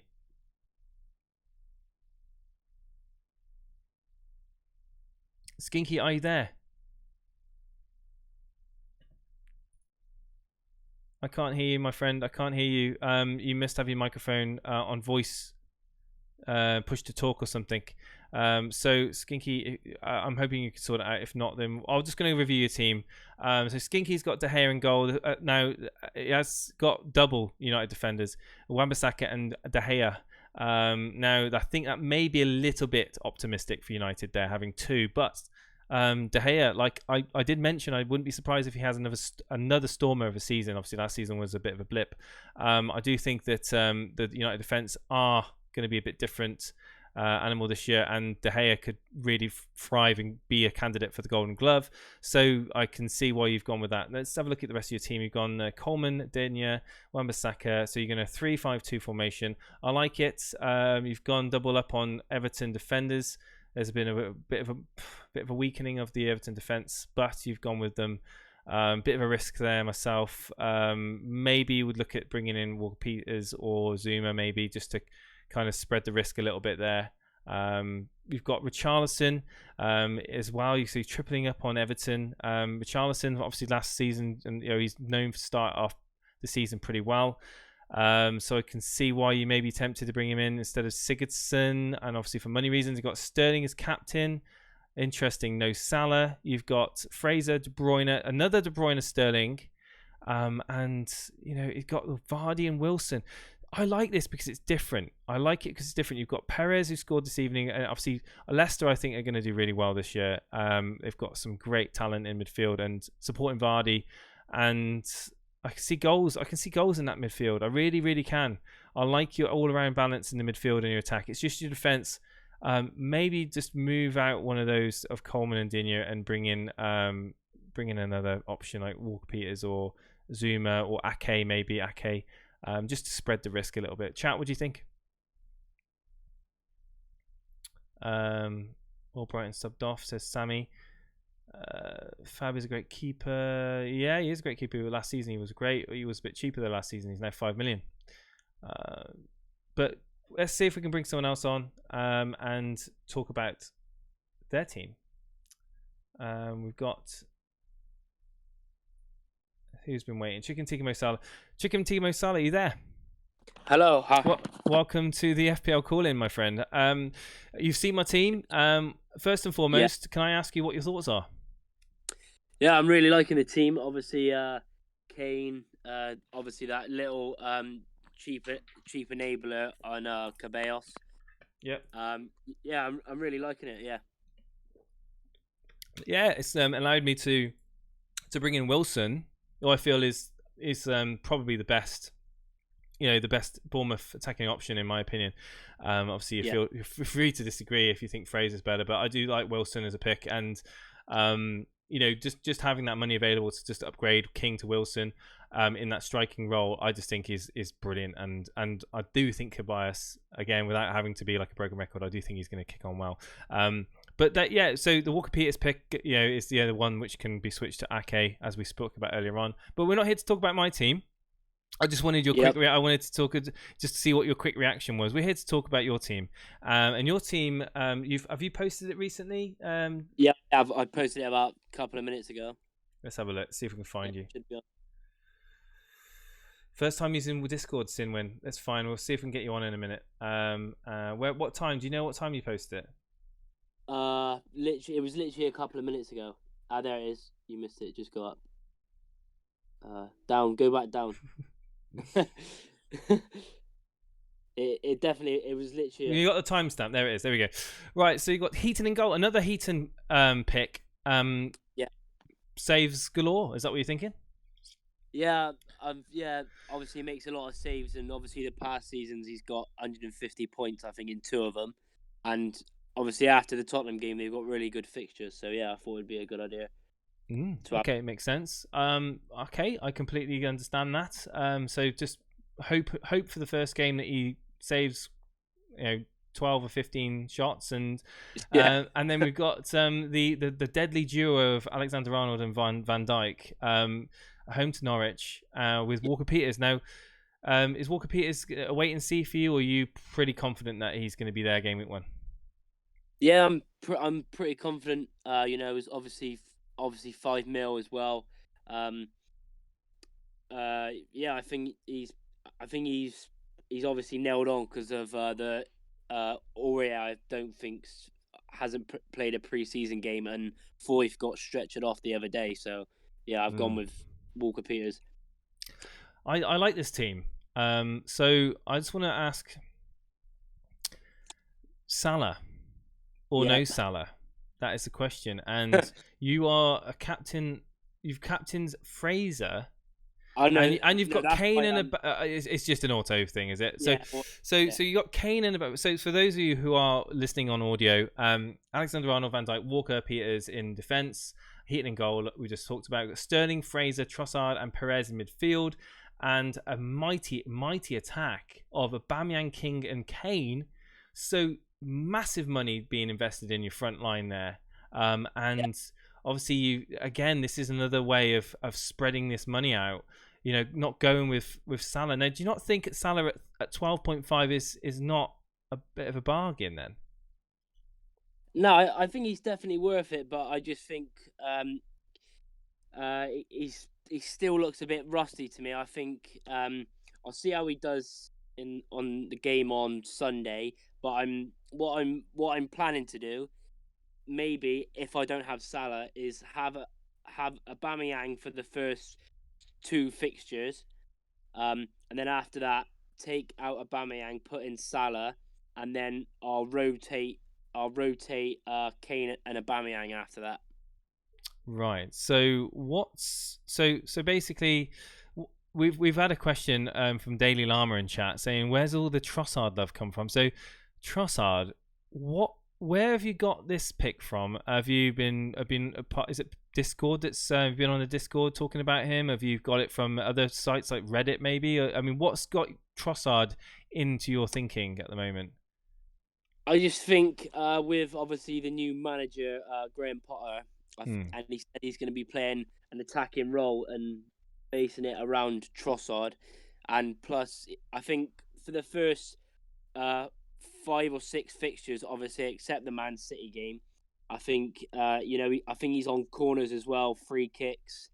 And yeah, I think they've got pretty decent fixtures. And obviously, his record, obviously, I know it's the Belgium league, but his record last year was quite good.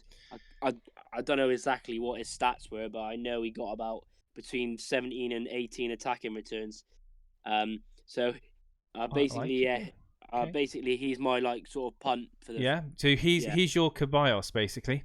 So I have to say that I really like this team.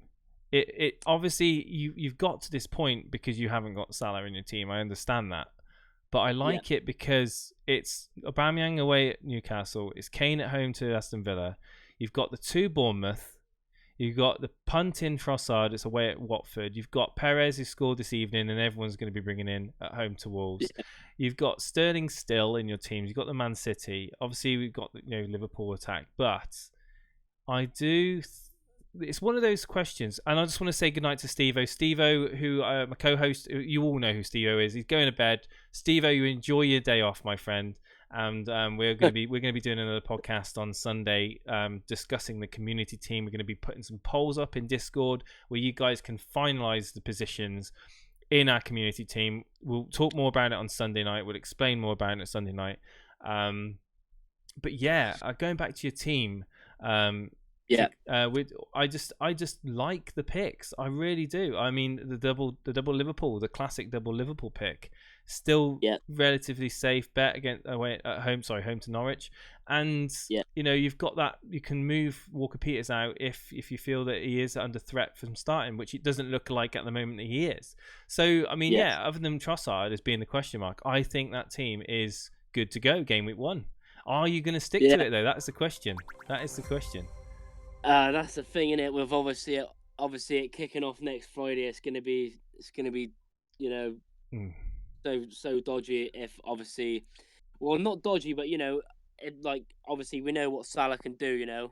He could play so well. He could get like 2 goals and assists maybe, and obviously I wouldn't have him, but it's probably I'd say 70% chance. But obviously, there's always that thing, with Salah in the back of my mind, thinking, just tapping on my shoulders, like I'm here, So yeah. Well, I've got that conundrum with Kevin De Bruyne. I can only imagine what it's going to be like with Mohamed Salah. With you, I mean, it's going to be that once that countdown starts in your mind, that I haven't got these weeks to play around with my team anymore. I've literally got 24 hours. I've got 6 hours. I've got 4 hours, and then it comes down to the last 30 minutes. The panic will set in. Yeah. And you've got to literally. My advice to you now: stick to your guns. Don't make these transfers. How many times last season we hear people that have done last-minute changes, and they've panicked and they've done the change, and all of a sudden their team gets all knocked out of shape. Honestly, stick to your guns. And come game week 1, I would love it if you stuck with this team, because you're taking a bit of a risk without Salah, but you've got one hell of a strike force there. You've got one hell of a strike force, and it'd be interesting. And we like interesting on this show. We want to talk about interesting teams. Definitely. Thank you.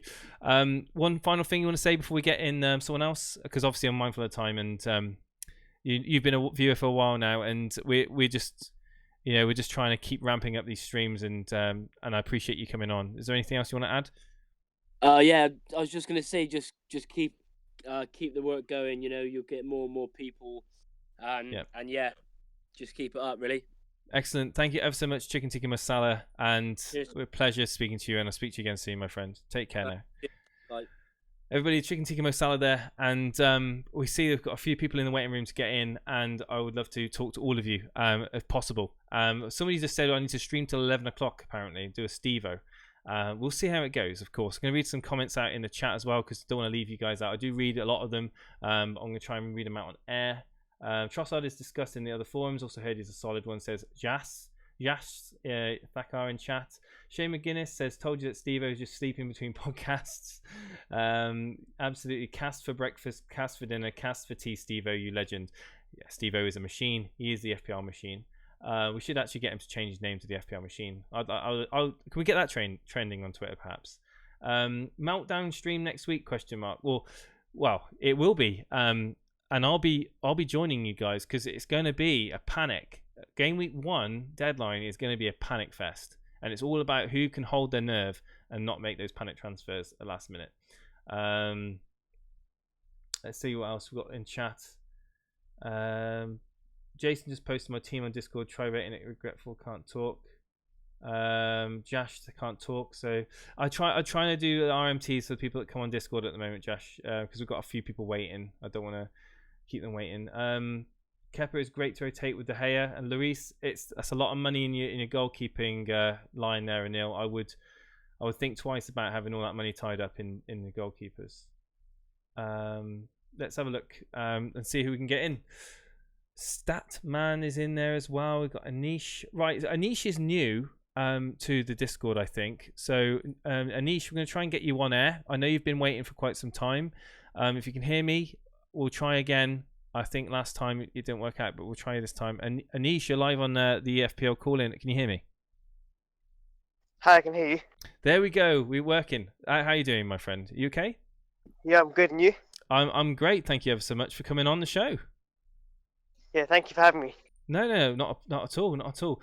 First of all, like I've asked every person that's come on this evening, I've released my draft this evening on my 4-4-2 formation, my boring 4-4-2 formation with Kane, Sterling, and Salah in my team. Do you have any thoughts on it? Where I can possibly change out, or do you think I've got an all balanced team?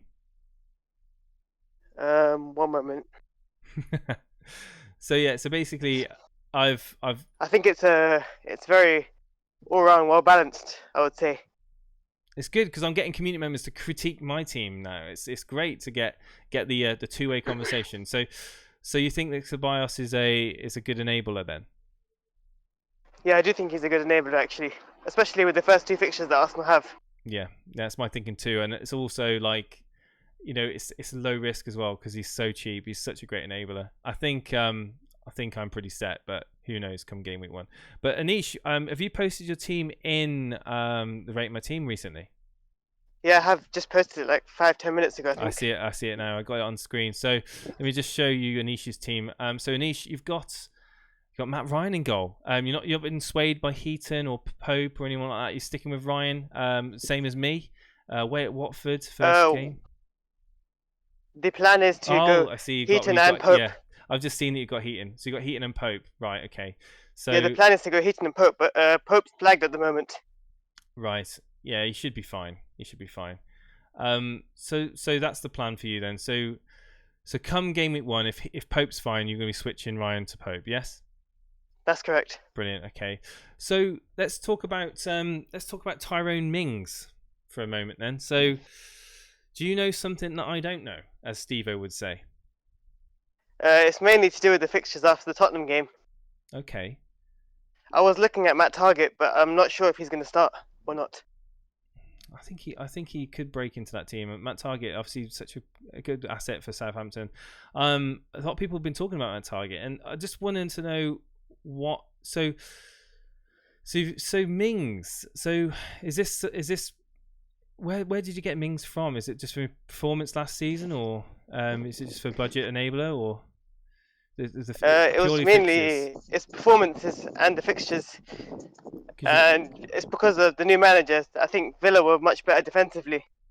Okay. So for those of you who don't see the team on the screen, he's gone with a back three of Coleman, Mings, and Alexander-Arnold. He's gone with 5 in midfield of Salah, Mason Mount, De Bruyne, Sterling, and Fraser.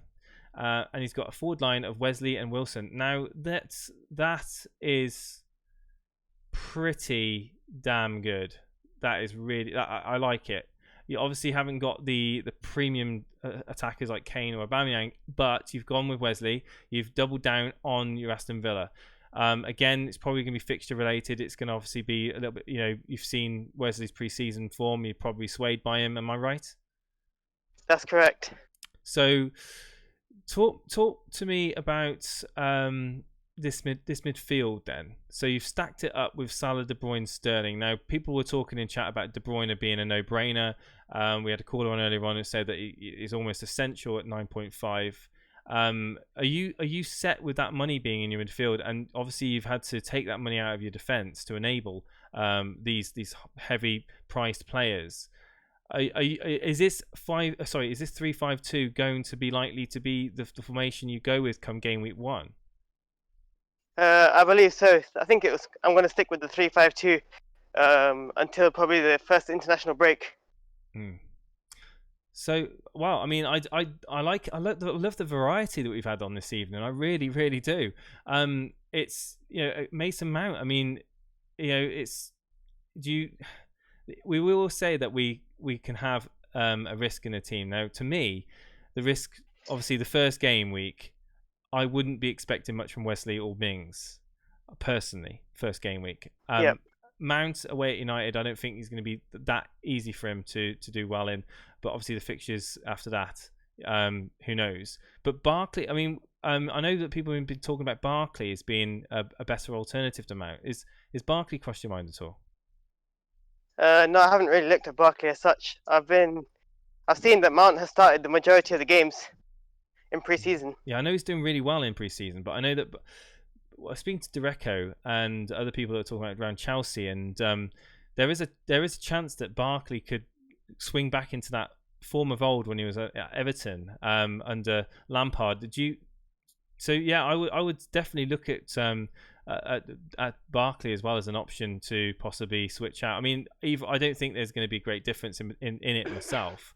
But talking about your overall team, you've really done well in your midfield and your attacking lines. I just think that the Mings pick is questionable, and I can see why you've done it. I can, but I just think you're not going to get mega points from your defense, but you're going to look to try and get those points back from your midfield and from your attack. So I can. Yeah, I think with my midfield, I think I tried to stack up the midfield so I could be as flexible as possible if I need to change formations.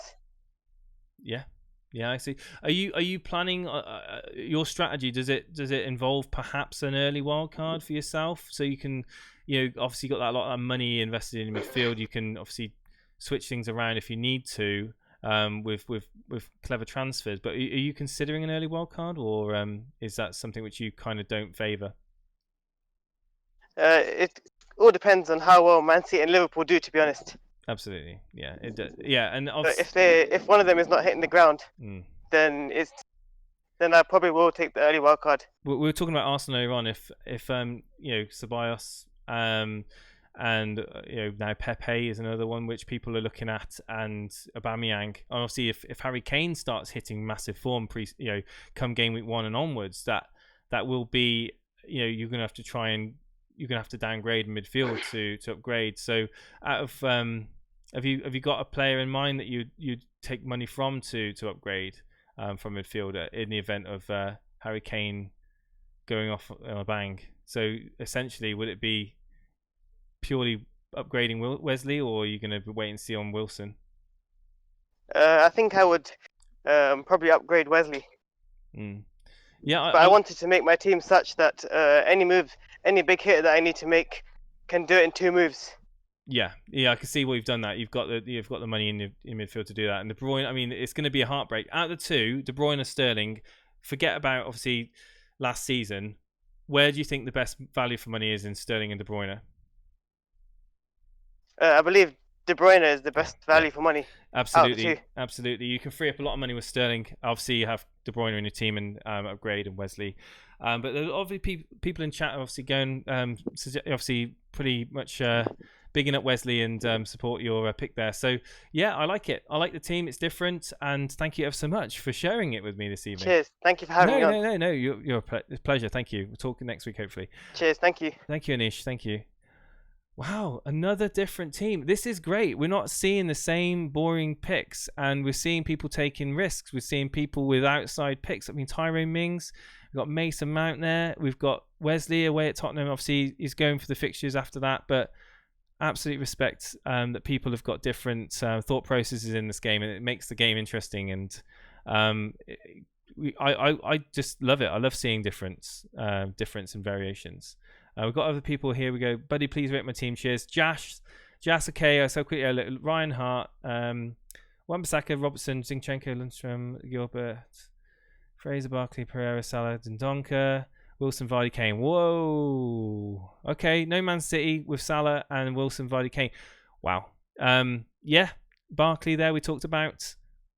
I mean, this is, again, spreading money away, like around your team instead of having the Sterling pick, spreading Sterling's money out and enabling you to have Kane, Vardy. Wow, yeah, I like it. I like your team. It's a good team, Josh. I mean, you set them. I mean, you haven't got too many worries there in that team. Obviously, the fixtures early on for Watford are good. Pereira is, I wouldn't say is a risk, but he's a wait and see for me. Obviously, to see how he starts the season, and yeah, I like it. I like the team. Thank you for sharing it. I mean, it's a pretty all-rounder, isn't it? You've got a pretty deadly attacking line there. You've got decent midfielders and a decent defence. So, yeah, you're onto a good one there, Josh. Thank you so much for sharing that. In chat, we've got people talking away as well. Just want to make sure we cover what people are saying in chat. And Stacey.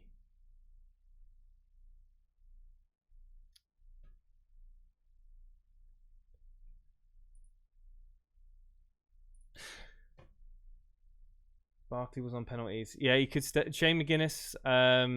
Yeah, he took a penalty in pre-season. We don't know if or not Jorginho's will be on it. So I'll have to wait and see on that. Barkley's over Mount, says gee whiz. Sorry guys, my chat was playing up. That's why I couldn't read for a second. I do apologise. And Ricardo gives away penalties. No rotation, top 6.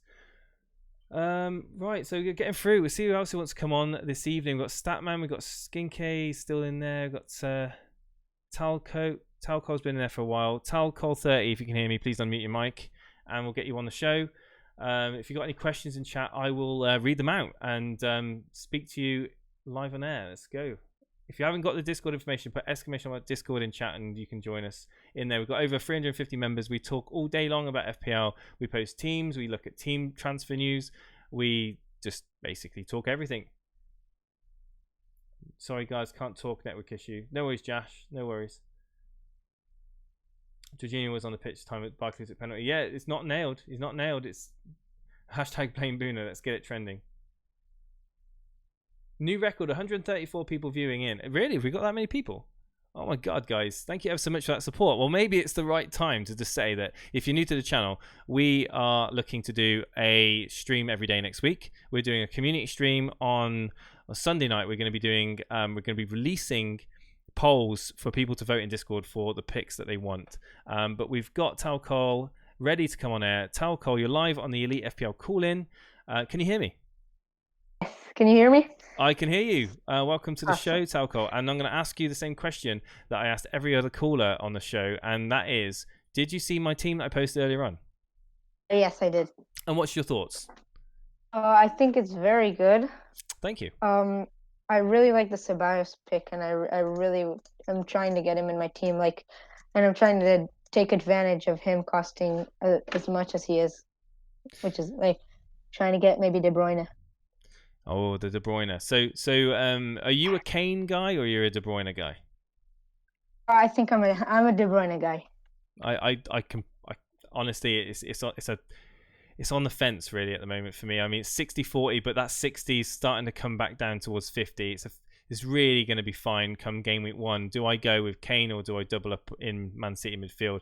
At the moment, I really want to spread my options about, and I think Kane, contrary to last season, I think Kane could have a great start. He's had a rest.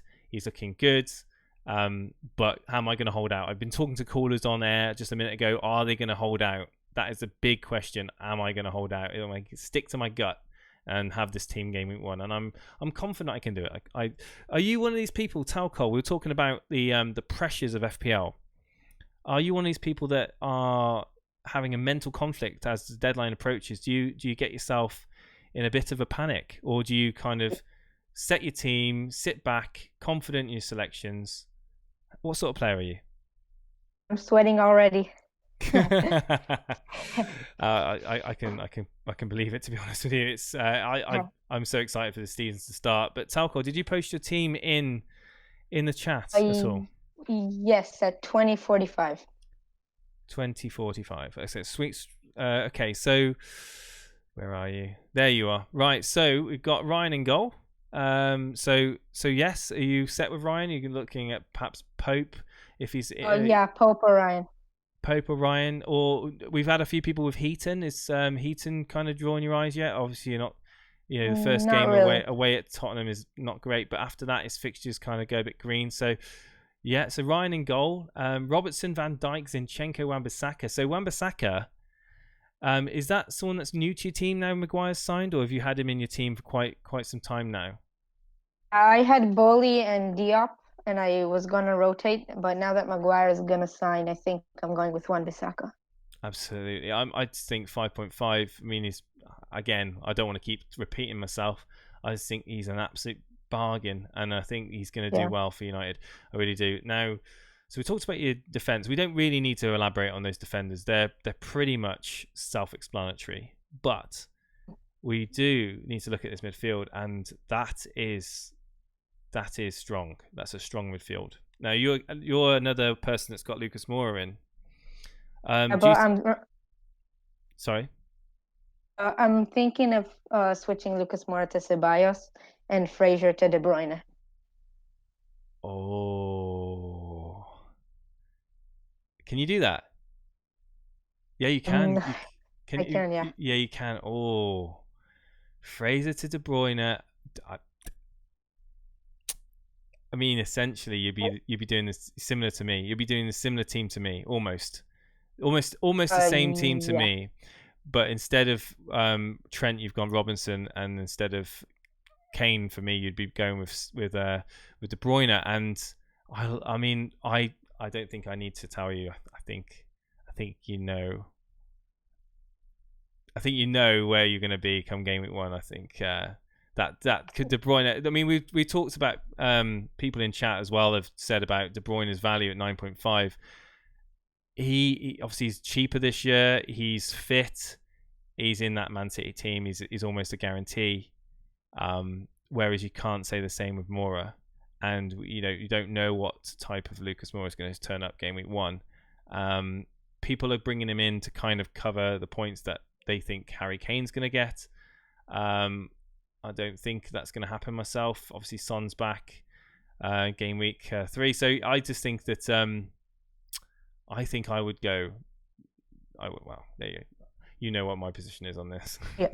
Yeah. So my debate between doing that and not is because I really want Vardy. Oh, okay. I can't do that if I'll have De Bruyne and Ceballos. Well, I can, but I have to downgrade probably De Bruyne. What's your process of getting Vardy in your team now then? Moving Lucas Moura to a 6.5 after game week 2 because Son is coming and he probably won't get game time. And then I'll have another mill to switch Wilson to Vardy. Okay, interesting. See, I would keep Wilson over Vardy if I knew I was going to be getting De Bruyne in. That's my advice. I mean, if you're not going with Kane, and you've got the chance to bring De Bruyne in, chat. What do you think? Anyone in chat think about this team at the moment with Talcol's team? Should he stick with Lucas Moura, or should he bring in KDB and switch out Moura for KDB? Do you think Ceballos is going to be nailed, or? I would say that I'm not going to say nailed. I wouldn't say nailed, but I would expect him to play large parts of Arsenal's games. Put it that way. I think, like the previous caller said about Ozil, I don't think Ozil's high in the esteem of Emery, and I think Mkhitaryan is so. Yeah, I think 5.5. Unexciting. So yeah, I think he's a safe bet to get good minutes for Arsenal, definitely. And in an Arsenal team that's now been completely buffed in attack as well, he could definitely be a provider or on the end of some great crosses. But yeah. Sorry, you're hoping what? Sorry. I'm hoping that Ceballos will play in more attacking than defensive. Yeah, I mean, if we go by what we saw of him in his limited role at Madrid, he is like an attacking midfielder. He's always looking for pass. He's great on set pieces. He's got great touch. He's got great control. He's not a CDM. He's not just a straightforward CM. He is an attacking threat. And watch his highlight reel. I saw it with you, but you saw? Yeah. I know it's easy to watch. I mean, watching highlight reels is not always a great thing, but he definitely impressed me. But Talcott, thank you for sharing your team today and coming on. It's much appreciated. Thank you. Right, it's Dan Elite FPL Dan's in chat, and we're going to bring him in to talk about his team.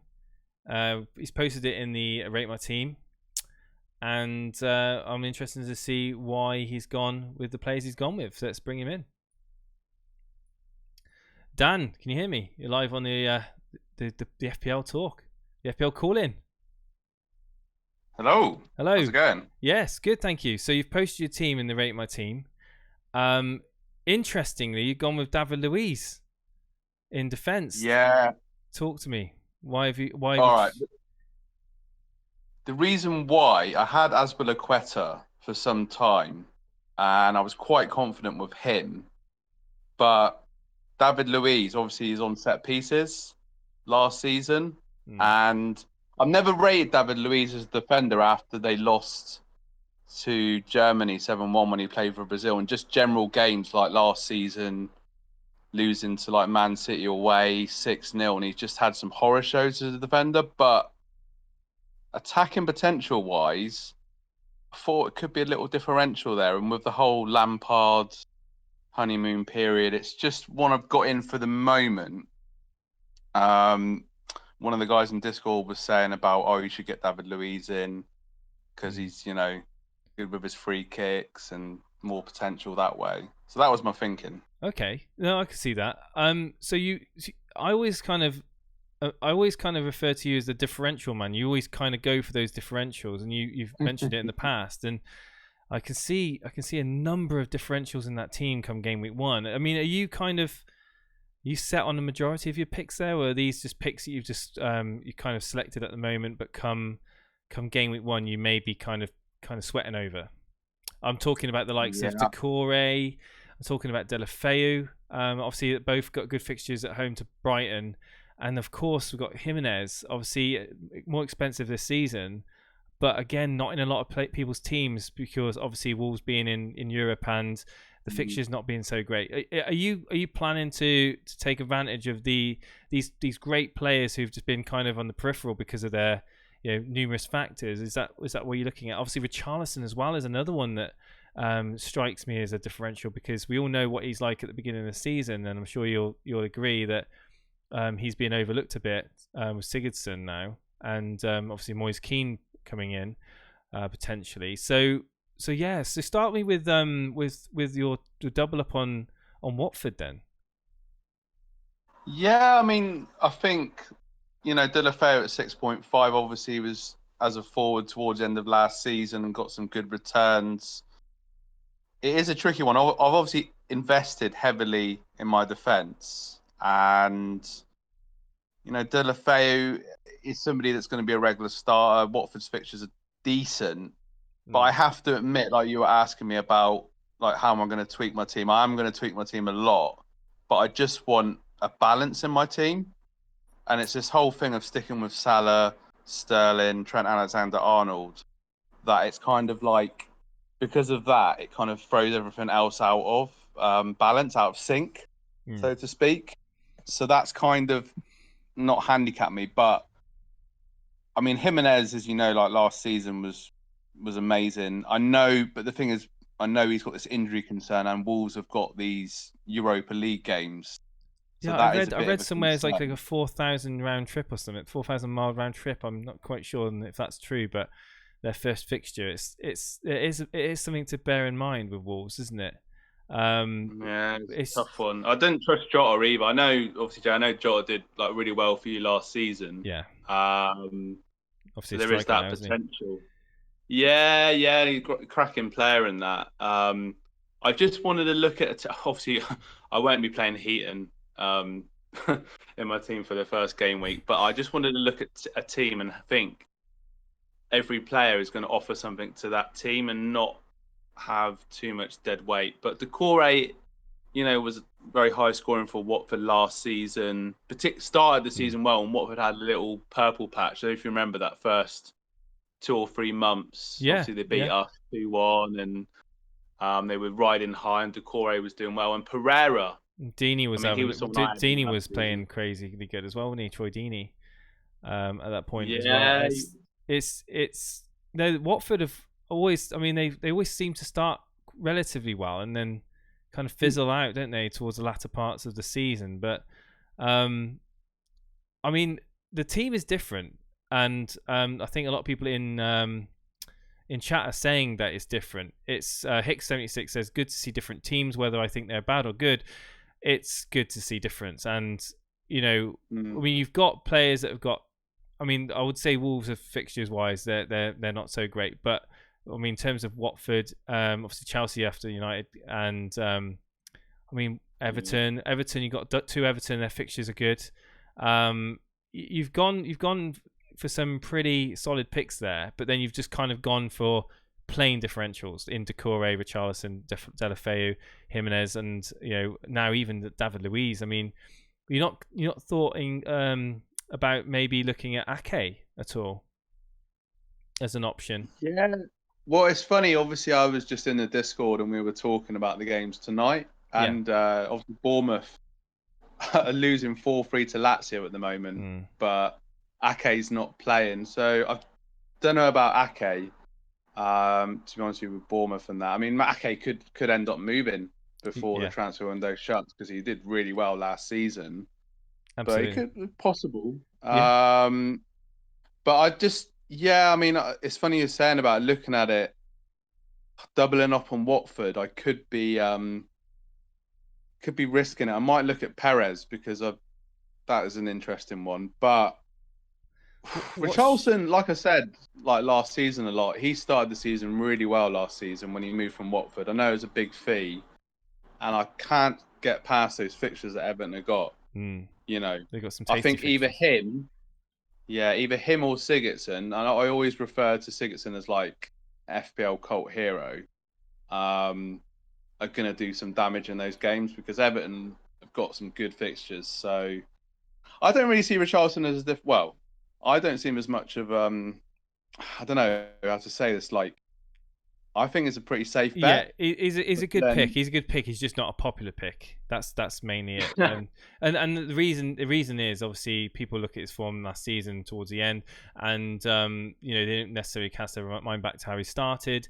Obviously, Sigurdsson's there staring them in the face too on set pieces, and I just think people just are overlooking Richarlison. He is a good pick. But Dan, I know that I don't know how long you've been watching for, but I've been asking people about my team. Did you have a chance to see what my team is so far? I'll post it up again on the stream, and I just wanted to get your opinion on my kind of enabler in Ceballos, really, for your team, for your team Arsenal. And it'd be interesting from an Arsenal perspective. Now you signed Pepe, Are you? Oof, yeah. You must be excited for that attacking line, and you must be surely considering Arsenal at some point early in the season. Are you planning on an early wildcard with that team, by the way?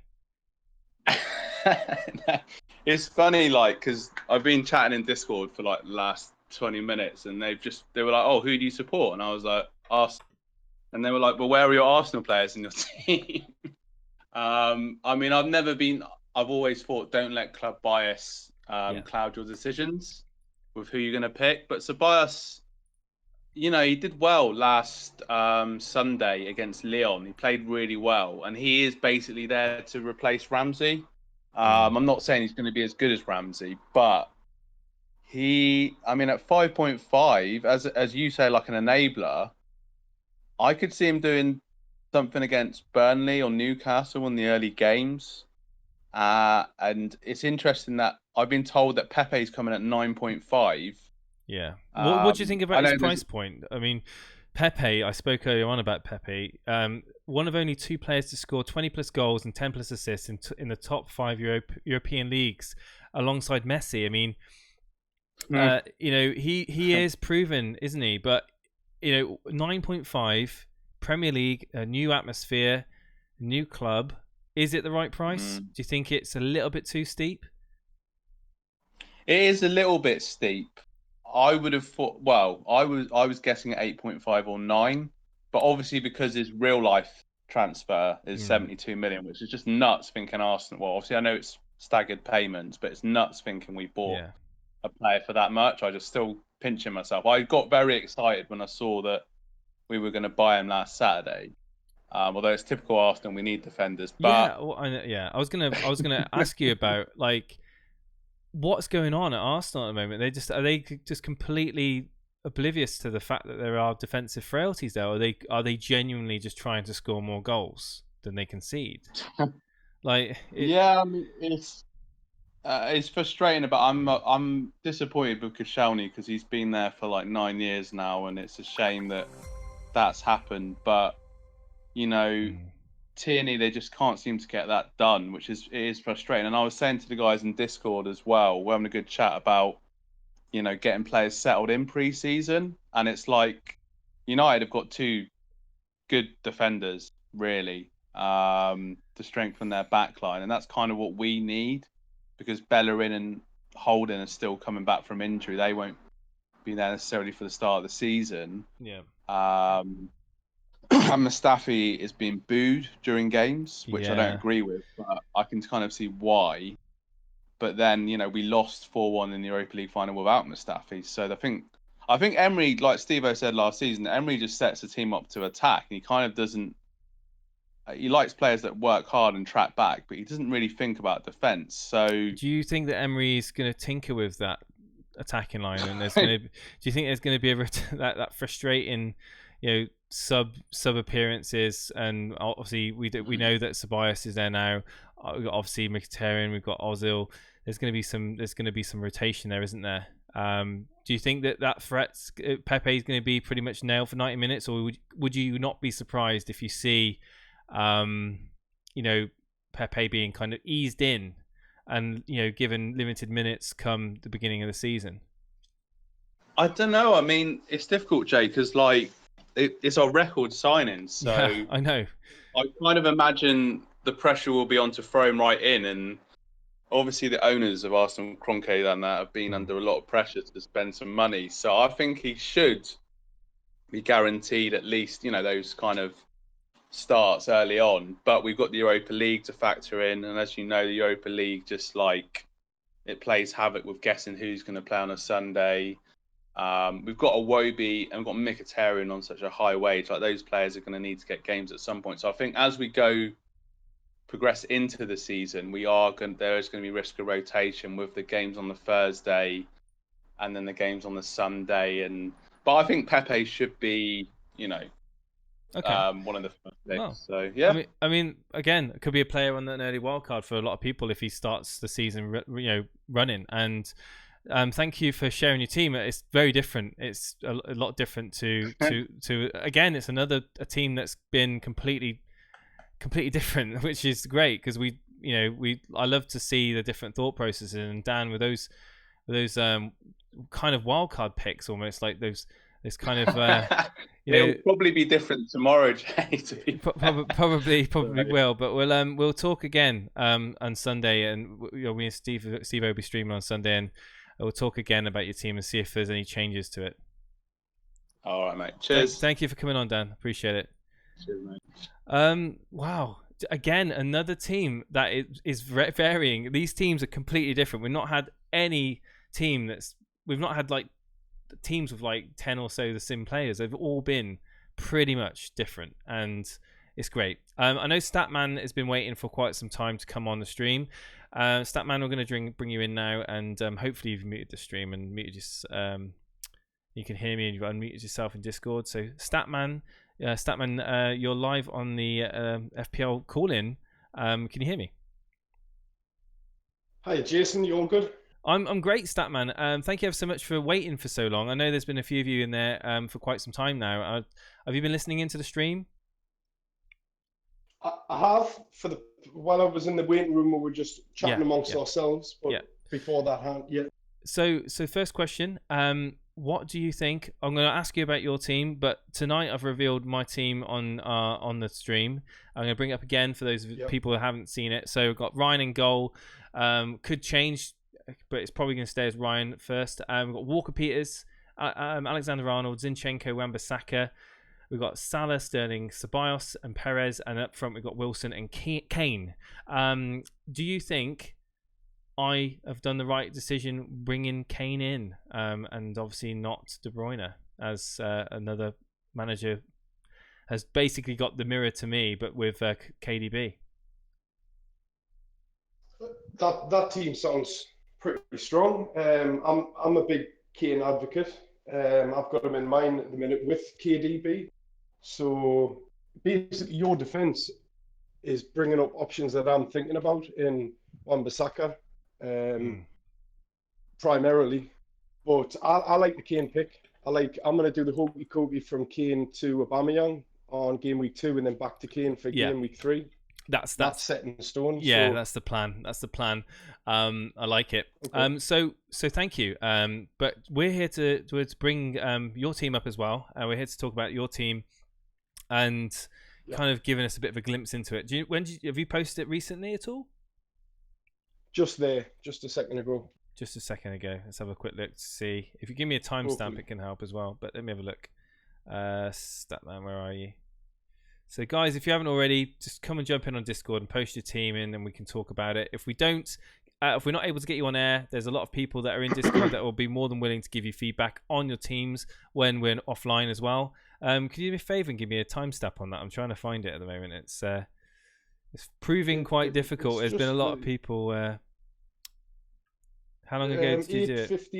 8:51. Oh right, it's a bit of a while ago, an hour ago then. No, it's the second one back on what I'm looking at. Oh, I've posted it in general. My bad. You've posted it in general chat. Okay, no worries. My bad. I broke the rules. It's coming in now, Jason. No worries, dude. No worries. There we go. Brilliant. So, okay. So Heaton in goal. Another Heaton player. Right. Okay. So, okay. Talk me through this team then.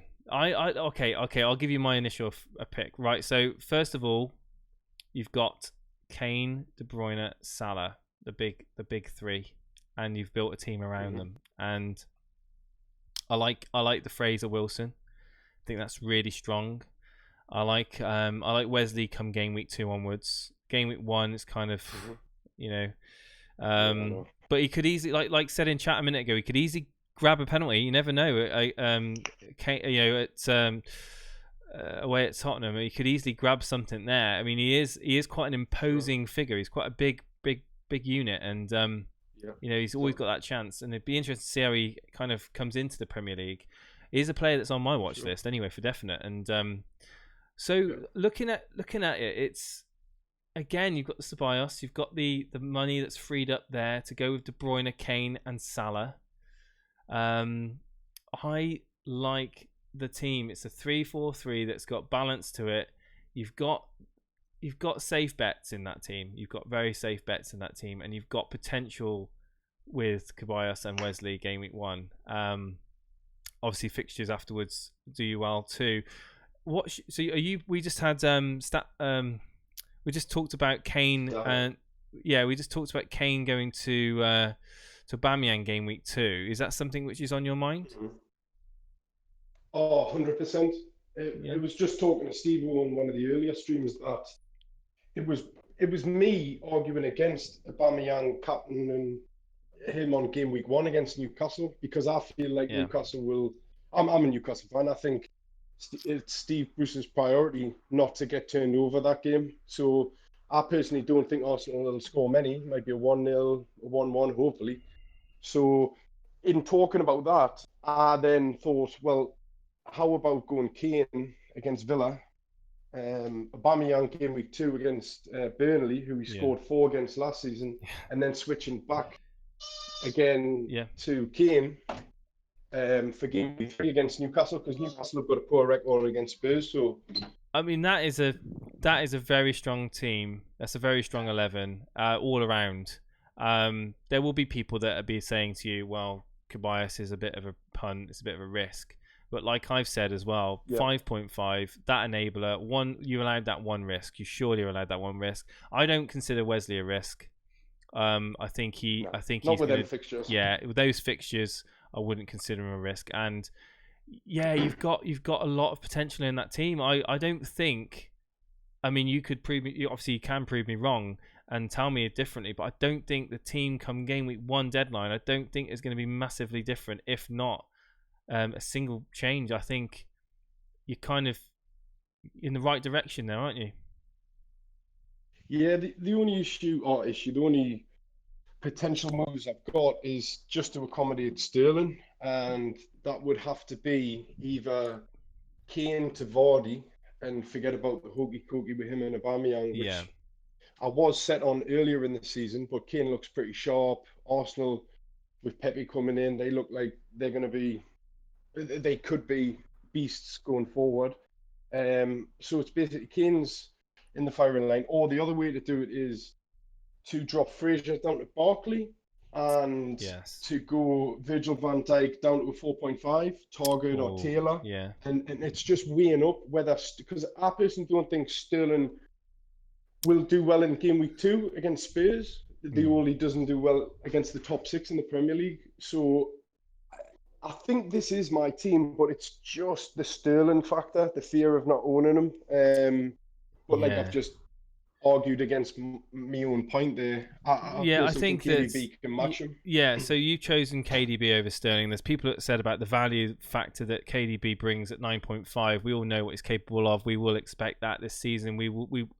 I mean, it's crazy that even myself, that people are not bringing him into their team and preferring Sterling.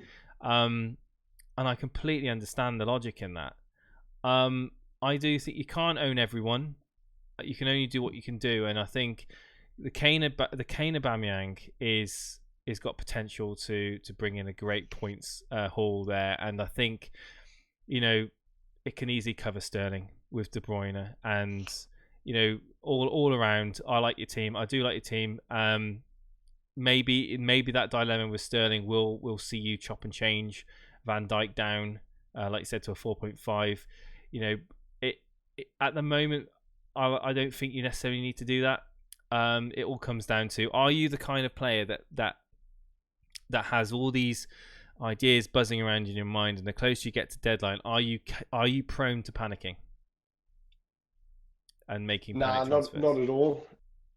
Nah, I think last season I heard you mention you took a -20 and it made it and a -16, and it made me giggle because I took a couple of big hits. One paid off, the same as you, and one didn't. So apart from that, no, I plan ahead. Like I'm already I look in blocks of 4 or 5. Yeah. So that team there, apart from the Kane transfer, I don't imagine, unless someone hits the ground running. It's not. I know everyone's talking about wildcarding early. But that's another question I was going to ask you. What's your stance on wildcarding? When I say early, I'm not saying game week 1 to 4. Could be up to game week 16. what's your opinion on the kind of say wildcarding in like the first couple of months? Yeah, last season I wildcarded in game week 3, and pretty much from then on, it was a dream. It went on leaps and bounds. Because you think about it, it's our first teams are all just based on anticipation. Yes. And we're premeditating. You know, we're thinking what's going to happen. Within game week 2, we've got 1,000 more % information than what we had pre-season. Yeah. So I'm not against wildcarding early, but this season I'm hopefully going to do it differently, because the Leicester fixture swing at around 8 or 9, I think, and it couples with the international break. So ideally, I'd want to take the first few months because it's teams like Man U and Chelsea that are potential, like Bissaka, Barkley, Pulisic, whoever's going to play up front, Martial. Like, these are players I need to have a look at the first few game weeks. So I'm not prone to holding on to it long term. I think you can use it early and benefit. But I'm trying to build a team that I think is going to see us through the first few months, and just use the free transfer here and there if needed. No, definitely. And I know, obviously, your name's Statman. How much do you look at the stats on the players that you bring in, and how far and how deep do you go? Do you go into the underlying? Do you go into the heat maps? Do you go into the expected goals, expected assists, or you just basically looking at the pure, what's in front of you, the fixtures, the form, the history? It'd be interesting to know, because take it away. I mean, how far do you delve into that sort of area of fantasy football? I'm definitely a fixtures over form manager, and I am into the history. Like, that's what put us off Aubameyang, for example. Newcastle have got a sturdy record against them, so I'll definitely play the history of players versus teams, and for fixtures, 100% fixtures. That's why I'm going Wesley and Heaton. But it's a bit misleading, the old Statman title. That was just given it was because I don't play with any heart. Like, if there was a Sunderland player in there, Darren Bent, for example, and he was doing well, you bring him in. Yeah. There's no bias there. I see you got. I see you got Hayden in your team though. You got a bit of love there. Yeah. Oh, of course. It's either him or Den Donker, and I just wanted to have something a little bit different. You wanted a Newcastle shirt in there, didn't you? That's fine. Yeah, exactly. No. The heat maps and stuff. I'll try and watch as much as I can. We get all games live here, so I'll try and watch as much as I can, and I do a lot on the eye test. If a player's just getting the big chances and not converting them, I've got no issues bringing them in if they're running into favourable fixtures. Like, I don't care. Remind me, Statman. I know you're not living in the UK, are you? No, I'm in New Zealand. That's it. Yeah, I couldn't remember where you were from. I know you're living outside the UK, and you are lucky enough to get all the games, and the eye test is such an advantage to have all that. And is there anything you want to finally say before we get another caller on? What do you think about? I was on the Everton bandwagon early, Digne and either Richarlison or Siggy. Do you think I'm risking it by not having any Everton at all with the fixtures, which is? Yeah, I mean, the fixtures are great. Don't get me wrong, and it is a case of, like, you can only have so many players in your team, and I think you've gone with the players that you've gone with. You've got cover in different areas, different teams, and with Everton having with Idrissa Gueye going, question marks over the solidarity of that Everton defence. I mean, the fixtures are great, don't get me wrong, and Digne and Coleman are great options. There is that option. You could easily downgrade Van Dijk, for example, in the process. Exactly. But Are you missing out massively? I don't think so. I don't think you're missing out massively. Looking at your team there, I mean, you could go Sigurdsson instead of Fraser. You could move money around there. Downgrade Van Dijk to maybe 6 million. But one of the Chelsea boys or something. Yeah, absolutely. So it's those are options, but you've always then going to have in the back of your mind, well, will Van Dijk outscore? And Fraser for Bournemouth with the fixtures he's got, I mean, he could easily do well as well. It's like you will always have those second guesses going on, but it's all about going with the team that you're the most comfortable with. And especially, like I said earlier on, I'm happy with the team I've selected now. I'm going to try to stick with it, and just try and get as much, be like a sponge for this last week, absorb as much information as you can, and be set and stick to it. And don't be coming on the show an hour before going, I don't know what to do, because I'm sure there will be people that will be asking the questions, and of course we will only have opinions, we won't have tips, because it's your game. Absolutely. But thank you ever so much, Statman, for being here tonight, and sharing your team and just giving us your thoughts. Cheers, mate. I just want to say massive appreciation to you and the boys. Thank you.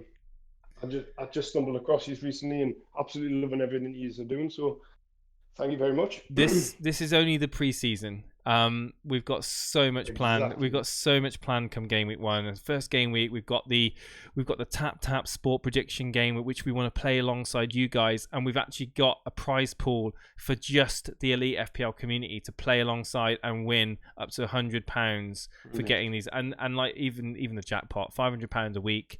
The information in the description box if you haven't already. Look into it, guys. It's a free to play game. There's absolutely no risk in getting yourself set up on there using our code. Make sure you use our code. If you use our code on sign up, you'll get put into that separate prize pool for just elite FPL community members. And that's just me trying to give something back to you, the community that supported us. I know the owner of the website, and they love what we're doing too, and they want to just help and support us. But yes, Statman, thank you ever so much. Cheers. Thanks, mate. Cheers, then. Guys, it's been crazy the amount of support we've had tonight. We've got a few more callers. We'll try and get them on. I'm going to read out some of the comments. And the thing is, when we're talking to someone on air, I can only read the comments. I can't actually read them out loud because it's just so much. But I did look at that Vineyard's team mechanic, and it was interesting. That's all I'm going to say. We've got Fraser could be the highest scorer come game. I mean, the first few games, it's absolutely fast there. Can easily be. And this is it. It's all about, you can't own every player, and it's just about trying to get the most value for the money you've got, that 100 million budget, and spreading that value out and bringing those picks in. Absolutely. I wouldn't be surprised if Bournemouth do really well. So yeah, no need to take them all out for Everton assets. I'm on the road for the minute. How long is the stream lasting for, Abdul? I don't know. We'll see how we go. It's almost 10:10 my time. You guys are still with me. We've got 125 people tuned in. If you're new to the stream and you like the content, please hit that subscribe button and hit that notification button so you know when we go live next. If you do think that if you like the streams we're doing, I know we're getting a lot of the call-in streams at the moment, pre-season. We want to talk to you guys, we want to share your opinions with the rest of the broader audience that we have. But a lot of it goes on in Discord. Like I said, just join it. You've got nothing to lose. Just see what's going on there. If you're on the fence, you think, well, I don't know what Discord is. It's such an easy application to use. It's a voice and text application, and we're going to be using it throughout the season. And I'm excited. I'm really excited to see what happens come game week 1. So yeah, Pepe is on FPL at a price of 9.5. Yeah, Oedipus, yeah, we know, and it's a little bit too expensive for the majority of people. I don't think there's going to be many people taking risks bringing him in at that price. But we're going to have another caller in. We've got LFC Mertz in chat, and FPL Booner's in the waiting room as well. I'm going to bring FPL Booner in. FPL Booner, are you there? Maybe. FPL Booner, you're in the waiting room, and I've been solo now for what seems to be, I mean, for Stevo time, this is about 5 minutes. But I've been live for 2 hours and 15, and it's been great. And I see you there now. Are you free to jump in and kind of co-host it with me while we bring on a few other people?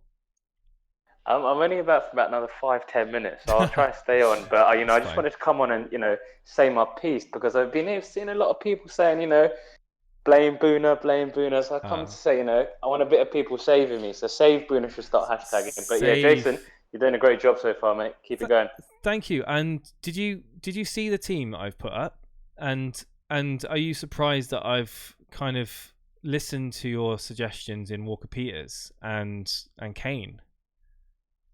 No, I'm not surprised, because I think they're great suggestions, to be honest with you, mate. I think both could do well. I know I think Joey was saying that there's rumours that Aurier might be back, but he's not played any minutes of pre-season, so he's a good few weeks away from match fitness, so I don't see that being a problem. So yeah, I think they're both good picks. Cool. And my backup plan, obviously, you may or may not have heard it, is to Ake if it just transpire that for some whatever reason that Walker Peters is not. Forget Ake, mate. You need to get Stacey in. How long have I been saying about Stacey? And he scored tonight against Lazio, and apparently it was an absolute pile driver. I haven't seen it. I haven't seen any of the games. 4.5 million, guys. Get on it. Stacey. With the injury problems they've got at left back, at right back, he could quite easily play next week. Let's have a look. Because obviously when we heard the news about Lloyd Kelly being injured, everyone got on the Rico bandwagon, but there was someone that pointed out to me the fact that Adam Smith played a lot at left back last season, and if Howe prefers him there, that could enable Jack Stacey to play at right back. So Stacey then, Bournemouth. Wow. That is interesting. Just as a side note, 4 goals and 8 assists last season as well. Okay, and so what's the thinking of him? Why actually? Did I say this? I'm gonna get blame Boona again. So if it all goes wrong for me and I do switch him out, it's all your fault. But no. Who have you got? Have you got Walker Peters in your team, or you're going to go for Stacey? Who would you pick out of the two? I've got both. I've got both risks in my team. You got both risks in your team. And I've got Rico on the bench in case Stacey doesn't play. Oh wow, there you go. You're covering yourself. I like it. But the rest. So you've seen the rest of my team. Yes. And I just wanted to know what your thoughts are with it, really, and how you felt I've spent the money, and obviously with the Ceballos. So look, I'll give you my honest assessment. Yeah, honest assessment. It's great. I want to hear it. I want to hear what. I had Ceballos in my team last night and first thing this morning, but I'm really not keen on him because I don't know if it's the fact that he's 5.5 and his price tag that's putting me off. And if he was 6.5, I'd potentially be more inclined to, but I'm just not sure. Are you not thinking that though, with Pepe joining now, that it kind of makes him slightly a bit more attractive, because you'd think that possibly he would put Pepe on the right hand side, Aubameyang maybe switch to the left with Lacazette down the middle, and behind them Ceballos. I mean, that potentially, but what's to say Ceballos plays there, not Özil, and Ceballos slightly further back? He's not guaranteed to start there, and I've seen some Arsenal fans saying that his minutes could be managed or shared early on. Yeah, so but at 5.5, I'm not convinced. I'm willing to take the risk, but yeah, I know I see what you're saying. I see what you're saying, but I've always got Mason. Other Greenwood than that, team looks strong, mate. Very strong. Yeah. Thank you. Just Ceballos, I'm not sure on, but one player, he's kind of your enabler there. Yeah. Whereas, yeah, no, I like it. It's good. It's a one risk. And obviously Zinchenko, I would still think, even though Pep said that Mendy's back in training, hopefully next week. Yeah, a couple of days ago he came back and joined the team. I do think Mendy is a while away yet for being an active starter for City. And Zinchenko's still a safe bet, I think. But Boona, you say you're going to shoot off. Is that right? Or I'll stay another 5-10 minutes. No worries. We'll bring in. If you've got some place, go for it. No, that's all right. We'll get. In fact, has your team changed much, Boona? Or it has actually. Bring it on quickly. Just I want to get your thoughts and the community's thoughts, because I know it's going to get slated. All right, and so Blame Boona is trending at the moment. It's number 2 in United Kingdom. Blame? No, I said save Boona. Come on, guys. But anyway, so Boona again. When you screenshot, you're able to crop them. for me, because it Yeah, I will it do seems next to time, like yeah. squeeze all your players down. So if you haven't got a magnifying glass, ladies and gentlemen in chat, he's got Matt Ryan in goal with Alexander Arnold, Stacey, Coleman, and Walker Peters. Now, so obviously the first thing I think of when I see that is, okay, he's not spending in defence. Where's that money going? Oh, let's have a look in the midfield and Harry Kane. Okay, so you've gone with a double up of Leicester, Maddison, and Perez. Oh yeah. Interesting. And Fraser, Sterling, and Salah. So, first question I want to ask you, with this money that you've got freed up from your defenders, obviously I've gone Kane, you've gone Kane. You've gone Salah, I've gone Salah, you've gone Sterling, I've gone Sterling. We've both not got a certain Kevin De Bruyne. Is this a topic that is playing on your mind, or are you kind of comfortable with the Sterling only Man City, and you think that the points can be gained from having the likes of Kane and Perez and Maddison in your team? I actually put De Bruyne in as well as Salah, Sterling, and Kane this morning. But what it meant was I had to have Barkley and Ceballos alongside him in that midfield five rather than Fraser, Maddison, Perez. And I didn't really like that, to be honest. You didn't like Barkley and Ceballos? Yeah, so what I can do is instead of Fraser, Maddison, and Perez, I could have Ceballos, Barkley, and De Bruyne, which is potential, and it got some good feedback, but I just didn't like the look of it. Again, I think you're looking at the price tag, and you think, I mean, that Ceballos pick could be a gold mine. Like, it could, but that's the key word, isn't it? Could. It's not. He's not. We don't know.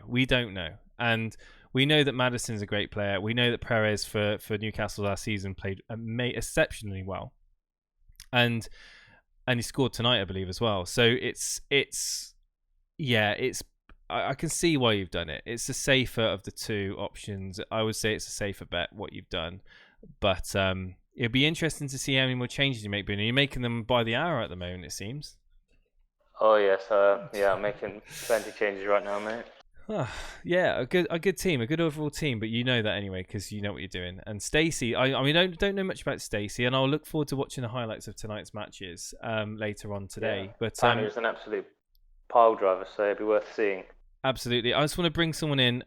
We've got a few people. I know that Sinwin, if you are listening to the stream, you are muted and your headphone is deafened. Could you undeafen and unmute yourself in Discord, and then I can bring you in? Sinwin, I think he may have just left actually. So the next person I've seen waiting for so long is I believe it's either, I don't know who else was longer. I think was it either Mertz or Texney? I'm not sure. I'm going to bring in Mertz 27, LFC Mertz 27. Mertz, hello there. Mertz, you're live on the FPL call in, my friend. Oh, how you doing? You right, man? Yeah, I'm good, thanks. I want to know what was a good story. Or was it inappropriate? I was just talking to the people in the waiting room, and you've just suddenly called me on. Sorry. So you're in the waiting room, you see, so it's kind of like any time sort of things. But LFC Mertz, I see you posted your team in the Rate My Team channel, which is the right channel. We've got Block as well. Block FPL, I believe, is in the he is. Block FPL's in the chat as well. Block FPL, nice to see you again in our stream chat. How you doing, my friend? Have you gone back to your triple Bournemouth? Maybe. I think I'm going Perez over Delafeu, he says. I mean, I like Izzy Perez. Last year he was great, and I think this year is going to kick on even better. So first and foremost, LFC Mertz. I have been asking people about my team, but I'm actually I've got enough feedback. I want to talk about your team. You've posted it now in the Discord. Another person with Delafeu. And I just want to ask a question. Where were you last year? Where were you? Did you play FPL last season? Yeah, I did. You did. And did you own Felipe Anderson? No, not last season. He wasn't that consistent. So yeah, I was gonna say because I mean, so many people owned Felipe Anderson last season. It was just now that team to me is almost an almost perfect team. You've got Ryan in goal. you've got the double up of Robertson, Alexander-Arnold. You've got Taylor. Yeah. This is so your midfield is a strong midfield. You haven't got any Man City. Now, talk me through in a moment. I was going to say you've got Fraser, Salah, Felipe Anderson, and Perez, King, Kane, and Deulofeu without any Man City, the Premier League champions, not in your team. Is that purely for a price point of view, and you're trying to free up the funds and spend them elsewhere, or do you just think that there's points to be made elsewhere? Now, if you remember, I was in the first stream with you, like maybe a week ago, a couple of days ago, and I explained it was because I was a Liverpool fan. So, that was if you remember, I remember now. Yeah, okay. So you couldn't have. Yeah, okay. So no Man United, no Man City. That's fair enough. I mean, and I have changed the team since then quite a lot. Yeah, because I've been tweaking around the team loads now, and I couldn't decide between King and Deulofeu, so I thought, why not try both for now? Okay, so Deulofeu. So Watford's fixtures are looking. I mean, they are great fixtures. So talk me through the Taylor pick. I mean, it's an interesting one. Well, normally it's Digne. Taylor's normally a sub, but since it's Southampton at home, I see a 0-0 there, or maybe I'm confident Burnley will get a clean sheet there. So I thought Taylor instead of Digne just for game week 1. And obviously, I'm going to rotate quite a lot between my subs and first team. I mean, Buna, are you seeing the team that Mertz has got here? Have you got any thoughts on his back line and his Felipe Anderson pick and Decore? Sorry, not Decore. Yeah. Deulofeu, sorry. Yeah, I think there needs to be a change of stance on City and United players. To be honest, I don't think you can afford to have no City players in there. Personally, I think that's head loss. Yeah, I understand that, but because of that, my team's got more of a variety now. I feel I've got players all round, and with my subs, I can always rotate. But the thing is, you're missing the most potent team in the league by not going City. I feel like you're going to miss out on significant points, to be honest. Yeah, no, fair enough. I'm not sure if I'll do that, but yeah, we'll see. I know you don't want to own City and Liverpool players because City and Man United players, but you've got to look past it. You really do. I mean, I'm not a massive fan of Arsenal. Can't stand them. I'm not going to lie, but I mean, I'm willing to go with a punt with Ceballos purely because of his price. And I would argue the same for Wan-Bissaka. I mean, last season, did you own Wan-Bissaka by any chance? Yeah. Most people did. It was 4.0, wasn't it? Exactly. He was an absolute gem, an absolute diamond last season. Golden nugget that was given to us at 4.0. And this season at United, with obviously now with Maguire, I do think that there's money there which you can take advantage of. You can take advantage of these picks. I mean, you've got what is it with Felipe Anderson that is kind of attracted him into your team then? Is it purely because of the signings, or you just got a hunch that he's going to kick off well in the game week 1 onwards? I mean, home to Man City is not a great fixture. Apart from City, if you look at West Ham's fixtures, they look really good, and I don't know. I've got faith in West Ham against City. I don't know. And you've got Digne on your bench. To play Digne. I was just going to say you got Digne as your second sub. But the other thing is Steve was saying on his stream. I was going to say today, but he didn't stream today. No, he didn't. His stream yesterday that Taylor is at risk because Peters has been playing pretty well and he's got previous Premier League experience. So there's a chance he could don't quote me on it, but potentially miss out. So I'd potentially be tempted, but given Digne's attacking potential, to play him over Taylor at the bare minimum. Yeah. All right, I might have to do that, but I don't know. I'll test it. If Taylor doesn't play, then I'll put Digne first sub, and then he'll probably rotate if Taylor doesn't get any minutes. Yeah, I just think that, like Bruno was saying, just don't limit yourself in FPL. I mean, we're having to play with probabilities at the best of times, but I know you can either play for fun or you can play, to try and become number one. And if you're trying to become number one, you can't limit yourself without picking from United or Man City. I think Man City, obviously for obvious reasons, they're Their attack is the most potent. I agree with Boona, and yeah, just try and look past it, Mertz, because you're missing out. Like Boona said, you are going to miss out on points, especially if you're going to play the likes of Felipe Anderson or Theo over Sterling, and obviously you've got Kane in. You've got the Kane Salah in, but I think there is question for you. There's a lot of money there on the bench. Is that a strategy you always adopt, or is that just because you've got? See, you say that Thing is, if you didn't have this City bias, you could downgrade those players and upgrade one of your midfielders to, for example, let's just say a De Bruyne. And I think it's worth revising your strategy. And if there is any way of you doing that and kind of getting over that fact, I think it would be worth your while. Yeah, with my bench, I haven't done this before. This is the first time I'm trying it. Okay. I feel like, according to fixtures, I can rotate. And I see Trezeguet being some sort of dark horse this season. So when Aston Villa's got a decent fixture, I feel like swapping them around. Same with Digne, obviously. And yeah, I understand the City thing, but all round, I feel like my team's more stable this way. So I don't have to make transfers every now and then. Obviously, Are you in the Elite FPL League or Cash League? I'm not in the Cash League. I'm just in the normal league. I'm genuinely interested to see how you get on, because you could shut all of us up. So I'm keen. What's your team name on there? Because I do want to keep an eye on that. Mertz Boys FC. Okay, You'll cool. see me in the top 10 anyway. So. Sounds good, man. I look forward to having you on when you're in the top 10. But thank you so much for joining us, Mertz. Appreciate it, mate. All right, no worries. Cheers, buddy. You Cheers, take care. Have a good night, dude. Wow, another completely sideways team that's kind of just. I'm being honest. I'm absolutely blown away with the variety that we've had on tonight.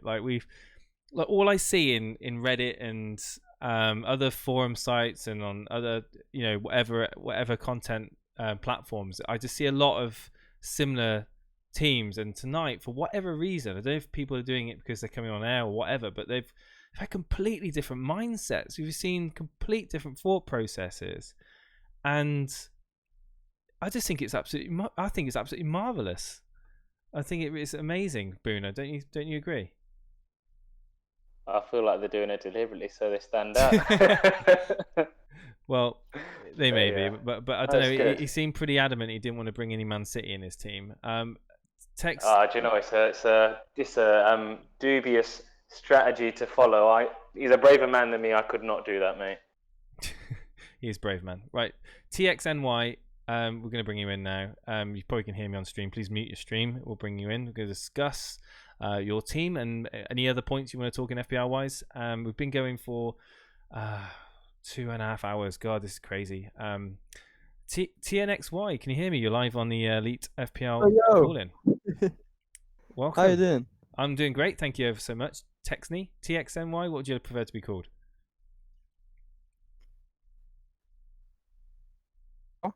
What would you like to be called, TX? Tex? Tony. Tony. The X's. Oh, right, okay, Tony. Tony, welcome to the stream. Have you posted your team recently in the Rate My Team channel on Discord? Yeah, I will go on Let's this have a look. way. Right, It's 10:38. 10:38. Okay. So... How is it 10:38 when the time's 10:29? So yeah. So hang on a minute. Let's find it.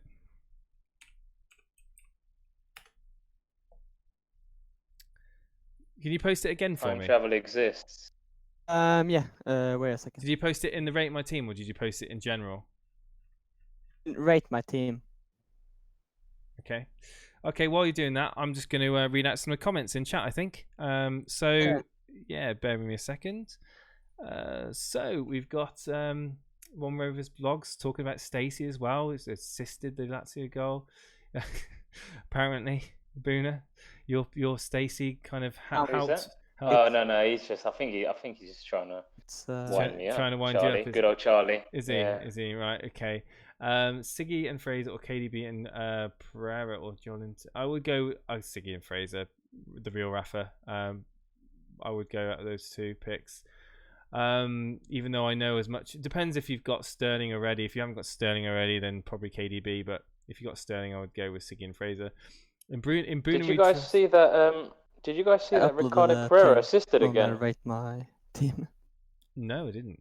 No, I've not seen any. I haven't seen any of the games at the moment. I've just. I think that's 2-3 assists this pre-season. I come home from work and I just literally I just write a few notes down. I come live and I just talk FPL. I don't actually watch any games. You got your own notepad? I haven't got a notepad. I've got sheets of A4 paper instead, which is. I'm moving on. I'm gonna have to move on up into Steve-O's level and get a notepad. But we got Buna. He is immune to your magic. That was referring to Mertz. That was on a minute ago. Obviously, you're trying to convince him. Aussie Boy FPL's in here. Would you rather Barkley and Kane or Richarlison and Vardy? Ooh. Barkley and Kane. That's actually a close one, though. That is a close one. I'm thinking because I'm not. It's a wait and see for Barkley with me. In fact, I'm going to change it. I'm going to go Trossard and Kane. I think Trossard could be a good pick. Yeah, I think that I'm going to be moving towards the Richarlison Vardy maybe out of the two of those options. Depends on the rest of your team. It really does depend on the rest of your team. I need to see the rest of your team really. It's hard to say really. So welcome to the stream, Tony. How long have you been a watcher, a viewer of the Elite FPL podcast? I don't know, maybe like 2 weeks ish. Oh wow. Okay, so you're relatively new then to the channel. So you've seen us move into this call-in platform that we're doing at the moment, and are you enjoying being a part of the community? Yeah, I've enjoyed. I just joined the Discord today. Oh, welcome to the Discord. I mean, the Discord is great. I mean, hopefully you'll stay in, chat in there and discuss. We have Boona can probably tell you that any time of the day, 15 people can just jump into a voice chat and talk. It's great. So you've posted a picture of your team. Now this is a photo of your screen, which is interesting. Always like those ones. Yeah. Whereabouts are you from, Tony? One thing I haven't been asking. Detector in an accent. One thing I haven't been asking our callers this evening is where they're from. But Tony, where are you from, my friend? Norway. Norway. Okay, cool. I think I don't know if we've had any. We've got a few from Norway. Vincent's from Norway. Okay. So Norway. Vince Chapman. Yeah, I know that the Norwegians have got some crazily talented FPL managers out there. So I'm looking now at your team. We've got Ryan in goal. No surprise there, really. As budget as you get, really. We've got Robertson, Alexander-Arnold, Zinchenko, and Walker-Peters. Okay, so you can double up on the big boys at the back for Liverpool, and a great pick in Zinchenko and Walker-Peters. And then you've got Salah, Sterling, Sigurdsson, and Zaha. Now, Zaha is someone I'm not seeing a lot of lately. He was in my team pre my latest draft. I do like him as a player. If he stays at Palace, he could still kick on, do really well. He may or may not get his move. I don't know if he will go now. To be fair with you, King linked with Napoli lately. Yeah, I was thinking he'd possibly move away from the Premier League, but King and Wilson up front. I like that team. I don't know. Apologies to the viewers if you're finding it hard to see it, because it's a photo it's a screenshot of a photo. So I've read it out. You got Greenwood and Dendoncker on the bench with Lundstrom, and yeah, it's a fairly solid team, to be fair with you. I like the balance to it. It's got some safe bets in there. They're all pretty much. I mean, Walker-Peters, is a question mark, but they're all pretty much kind of solid picks for game week 1. What's your thoughts going forward then? Are you going to stick with Walker-Peters, or are you going to look at changing them out, or are you going to wait and see for that one? Obviously, see what Spurs do. It's very unlikely, I think, that they're going to dip into the transfer market and get a replacement. Boona, what's your thoughts on that? Well, at least seems unlikely game right 3, now. because I'm really interested in the Newcastle game. Okay, yeah, absolutely. I mean, it's a very very good team. I can't really say much more. Really, it's we can't really discuss. I've obviously got Sigurdsson as a player that we saw a lot of Sigurdssons straight at the beginning, but then we kind of saw people moving away from Sigurdsson because of the price and downgrading it to the likes of Perez for like myself for 6.5, and even going down further. So are you happy with your team? Are you still thinking of improvements? Where do you stand at the moment? Come obviously the countdown to game week 1. Deciding about having King or Woods. Okay. Have a very good preseason. Interesting. Woods. Boona? Woods, is that a player that you've kind of thought of? Are we talking about Burnley's Wood? I just saw the games, how many goals he got, and it was pretty good in the last end of the season. So maybe it's a good shout instead of King, because King hasn't done anything good in preseason at the moment. Not for me. And he always isn't the best at the start of the season. I think you may be overthinking it a little bit there. I think that I mean the double up of Bournemouth. I mean, Block FPL's in chat right now. He would be endorsing you. He'd be endorsing your picks of King and Wilson. I'm sure he would. I think that you don't need to go away from King down to Wood, because it's an unnecessary risk. I mean, the fixtures are there for Bournemouth. He's on. Well, you'd imagine he's on penalties, and he's going to be. You've got Wilson there as well. I mean, there's that. Yeah, for that price point, it's a decent pick. Don't try and overthink it, especially at game week 1. I mean, you can do things like Ceballos, like myself, to free up funds, but I wouldn't be making that move. And I think you're set. I think you're pretty set. If you're happy with that team, you're pretty set. Boona? Yeah, I'm pretty happy. I'm happy with the team, to be honest. You are or not? Sorry. Did you say you were? Sorry, you broke up a little bit there. Oh, I'm really happy. Yeah, cool. That's cool. If you're happy, that's the main thing. And don't get drawn into Boona's temptation of you getting Harry Kane in. Yeah, I'm a little bit uncertain about Kane. We all are a little bit uncertain about Kane, because of sometimes he takes a little while to get up to full steam, and we're kind of putting our faith into Harry this season. But yeah, I mean, he's had a decent pre-season. He scored that wonder goal, and he's morale's going to be high, and the fixtures are good. Yeah. So yeah, it's all the ingredients of what you would expect to be good. So interesting to get you back on again, closer to game week 1, and see if you've stuck with those double Bournemouth, and if you've kept Sigurdsson in and Zaha in, because those are the players I'm looking at as being potential changes. But thank you, Tony. Thank you very much for coming on the show. Much. You're welcome. So yeah, another slightly different team. We saw Sigurdsson there feature again, and Zaha, but we are seeing those. I mean, the Walker Peters is suddenly emerging as being in a lot of teams, understandably now. But a lot of the other ones are pretty par for the course, really. You got the big ones of Zinchenko, Alexander-Arnold, Robertson. These players are kind of going to be the bread and butter of a lot of teams. We've got a few other people in chat as well. Got Aussie Boy there. I don't think I've actually I don't know if I've spoke to Aussie Boy. I think Steve normally speaks to him. Aussie Boy, I know there's other people waiting. Aussie Boy, welcome. You're on the FPL call in. I know that Steve-O's spoken to you a lot, especially in his morning streams, and I know that you've been on the show in the past. Have you actually been on a show with just me before? I don't know if I've spoken to you before. No, I actually haven't. Welcome. So welcome to the show. And first and foremost, did you have a chance to? I don't know if you joined late or anything, but did you have a chance to see my team reveal by any chance? No, I didn't, because I just woke up. You just woke up, yeah. So Aussie Boy's all the way in Australia, and what time is it there now? It's 7:40. So. 7:40. So I'm going to just bring it up on the screen just for the people that may have just joined the stream.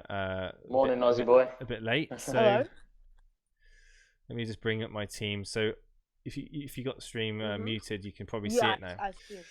Yeah, So yeah, you can see I've gone for the Kane pick. I've been kind of tempted by Boona to go not only bring in one Tottenham player, blame it on Boona. Bring in two. So we're going to get that hashtag. Honestly, we're going to get it to number 1 in the UK trending.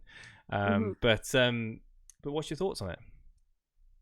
I actually like. Well, I've been trying to squeeze Kane in as well. So I've been looking at lots of different teams with Kane, Salah, and Sterling. So this one looks pretty good too. I'm not convinced with the Ceballos pick.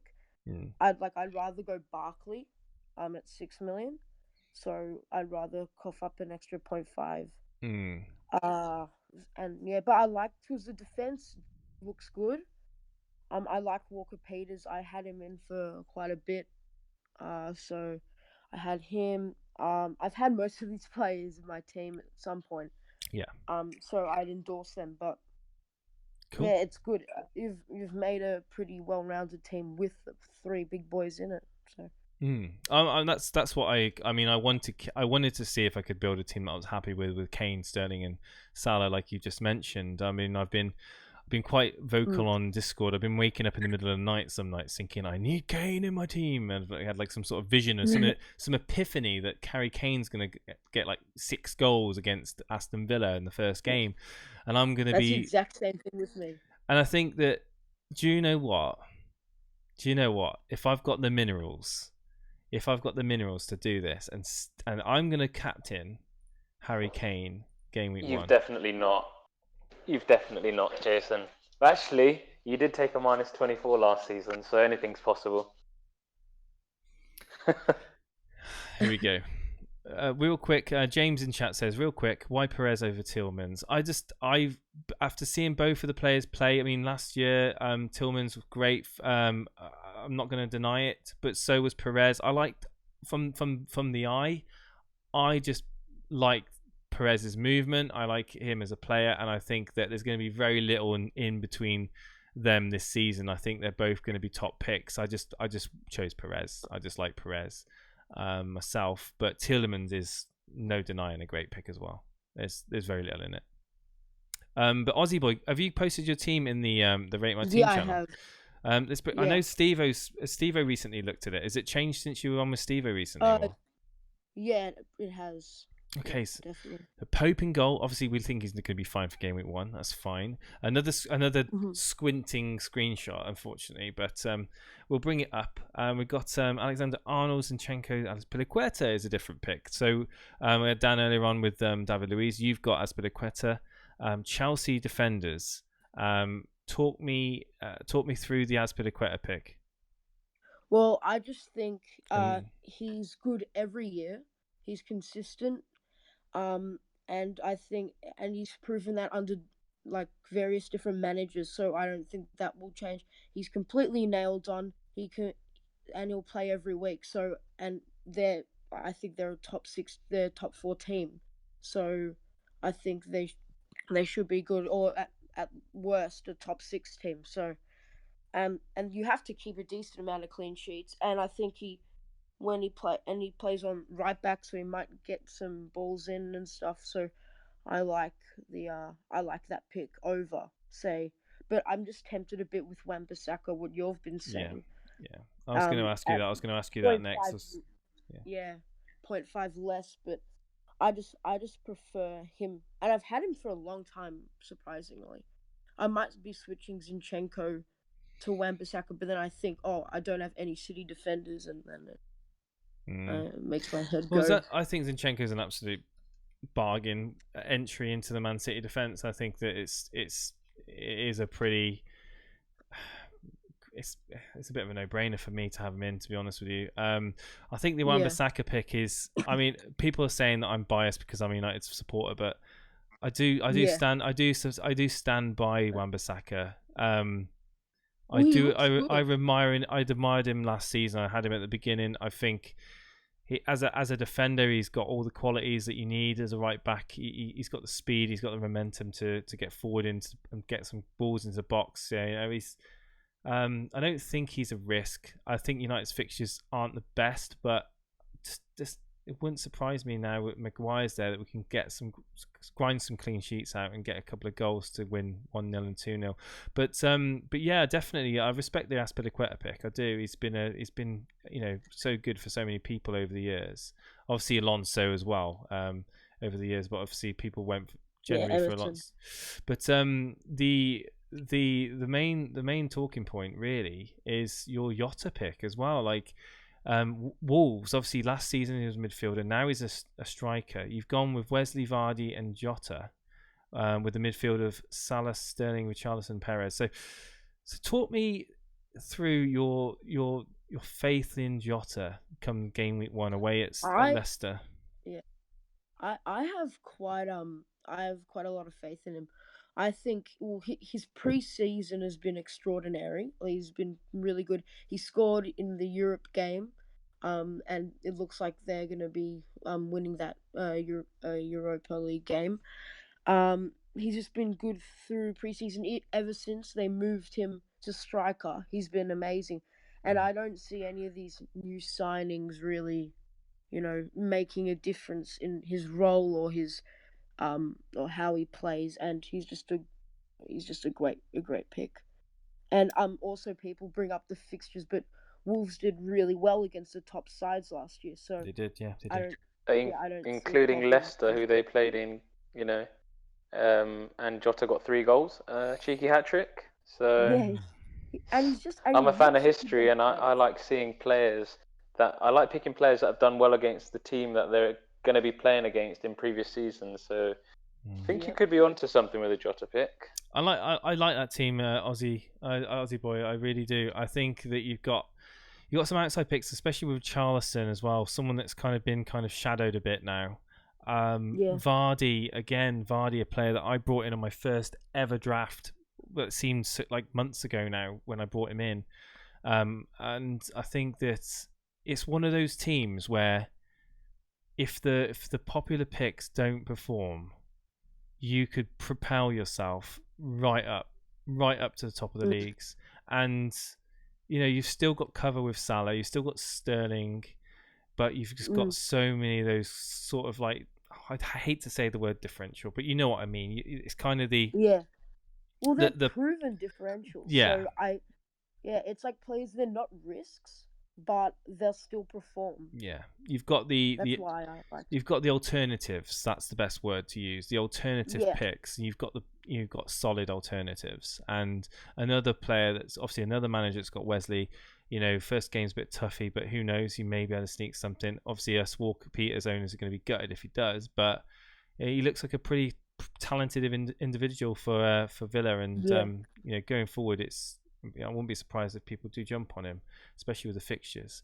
But I mean, that team is again indicative of what we've seen this evening, which is difference. There's difference in all the teams we've seen, and it gives you food for thought. I mean, I'm not going to go jumping in and changing my team, but it just gives me hope that game week 1 we're going to have an assortment of conversations. It really does. Yeah. Well, I had Kane front for quite a while, but then I looked and I just see Sterling. I think he's just going to be such a good pick. He's going to get even better this year, so I had to put him in. But now I want Kane again, and I'm trying to find the funds. So, from what I put in the chat earlier, would you trade Richarlison to Barkley to get Vardy to Kane? Yes, I would. Yeah. Yeah, I know it's pretty hard because I had Fraser in, and then I had the 0.5 left over. So I was like, okay, I may as well get up because I think those Everton fixtures, because they don't have any of those top 6 sides. I can't remember how many. I know. For quite a while. And Jason, I just think, and he starts well every year. Mate. So. Sorry, Aussie boy. Jason, when that question was asked in the live chat earlier, you were leaning towards Vardy and Richarlison. What swayed you? Your captain punt. I've now put the armband on Kane. No, what am I saying? What's the chances of you realistically sticking to that Kane captain? Is this just it's time to sleep kind of moment, or are you genuinely thinking he could be your captain? Because even I haven't got the minerals for that. If we can hit 1,500 subscribers, I'll promise you, on my heart, if we can hit 1,500 subscribers, I promise I'll make Kane my captain game week 1. There you go. Right, guys, you've heard it now. Triple captain, yeah? No, captain. There we go. But enough of that. Let's just thank you all for being here. And I mean, I keep looking at the waiting room and it just fills up with people. And I'm just like, yeah, it's been 3 hours almost. I mean, to be honest with you, if you've been here since the start, you've just absolutely I just can't thank you enough, really. You guys have been an absolute, just an absolute godsend, really, to have the content coming in, to have you guys calling in and bringing me your teams to talk about, the guys in chat as well, reading the conversations between Boona and the rest of the chat as well. It's been a bit of banter going on there about some of the suggestions in chat with Ramsey Sinclair. Thank you ever so much. Great stream again. It's been a long one. I mean, I've done a Stevo today, and I think obviously Stevo last week was doing the 9 podcasts and just absolutely flying through them, and I joined him for a couple. And you know, as the season gets closer, I'm going to free up more of my time as well to do as many, join him as many times as I can, and we're going to get these streams going and get a good solid base, and we're going to get a schedule as well planned. I mean, I appreciate for a lot of you guys it's kind of annoying that we don't have a schedule, but we will have a schedule. Don't worry about that. This is just the off season. This is the pre-season. This is the bit where we're just literally waiting for that countdown clock to finish. And don't be under any illusion it's going to be very structured this season, a lot more than last season. We've 400 subs in 8 days. You never know. If we do it, then it's guaranteed. I will promise you now. Nobody, you can clip this. You can use it as evidence. I will captain Kane if we get to 1500. But you know, stranger things have happened, of course. But have you got any last things to say, Aussie boy, before we move on and get another caller on? Well, I think behalf on the community, we're just thanking you for giving the platform for this whole thing, because it's very unique. And what Steve-O was saying the other day was, you just don't really find any other podcasts interesting anymore, because this one is so much more it's like so interesting. So I'd much rather listen to this one because I can hear so many different opinions. And then the Discord as well, it's really fun being able to just talk to anyone about FPL.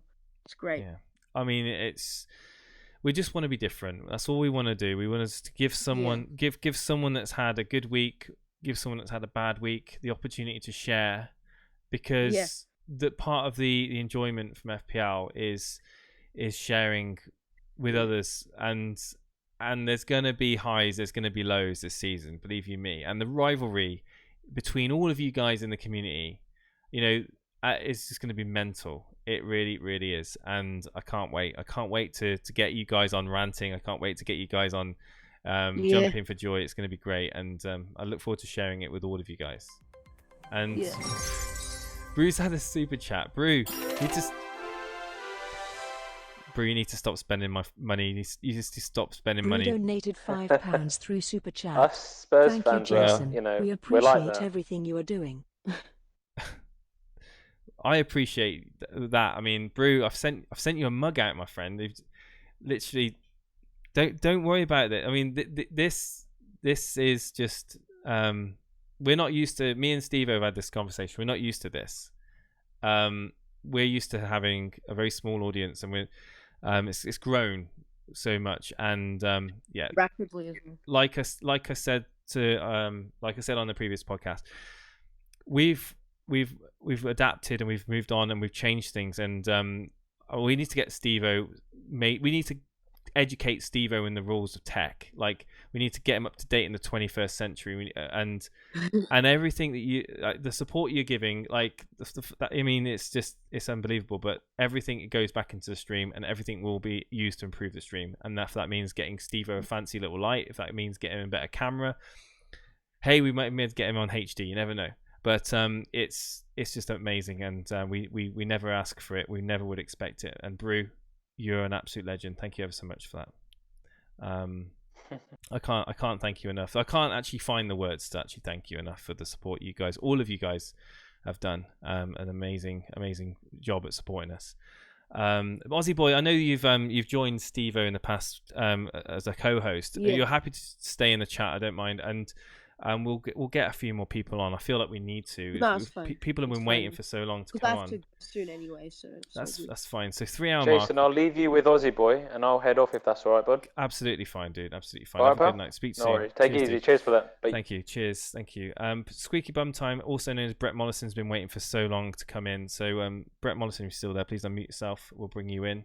I can't be on for too much longer. I can't be on for too much longer, guys, because it's getting late and my fiance will be back from work very shortly. Yeah, I'm probably another 10 minutes. Then I'll have to go. But Brett's going to be coming on. Brett Mollison. Welcome to the FPL call-in live on Elite FPL. Brett Mollison's been a member of the community for so long now. Can you hear me?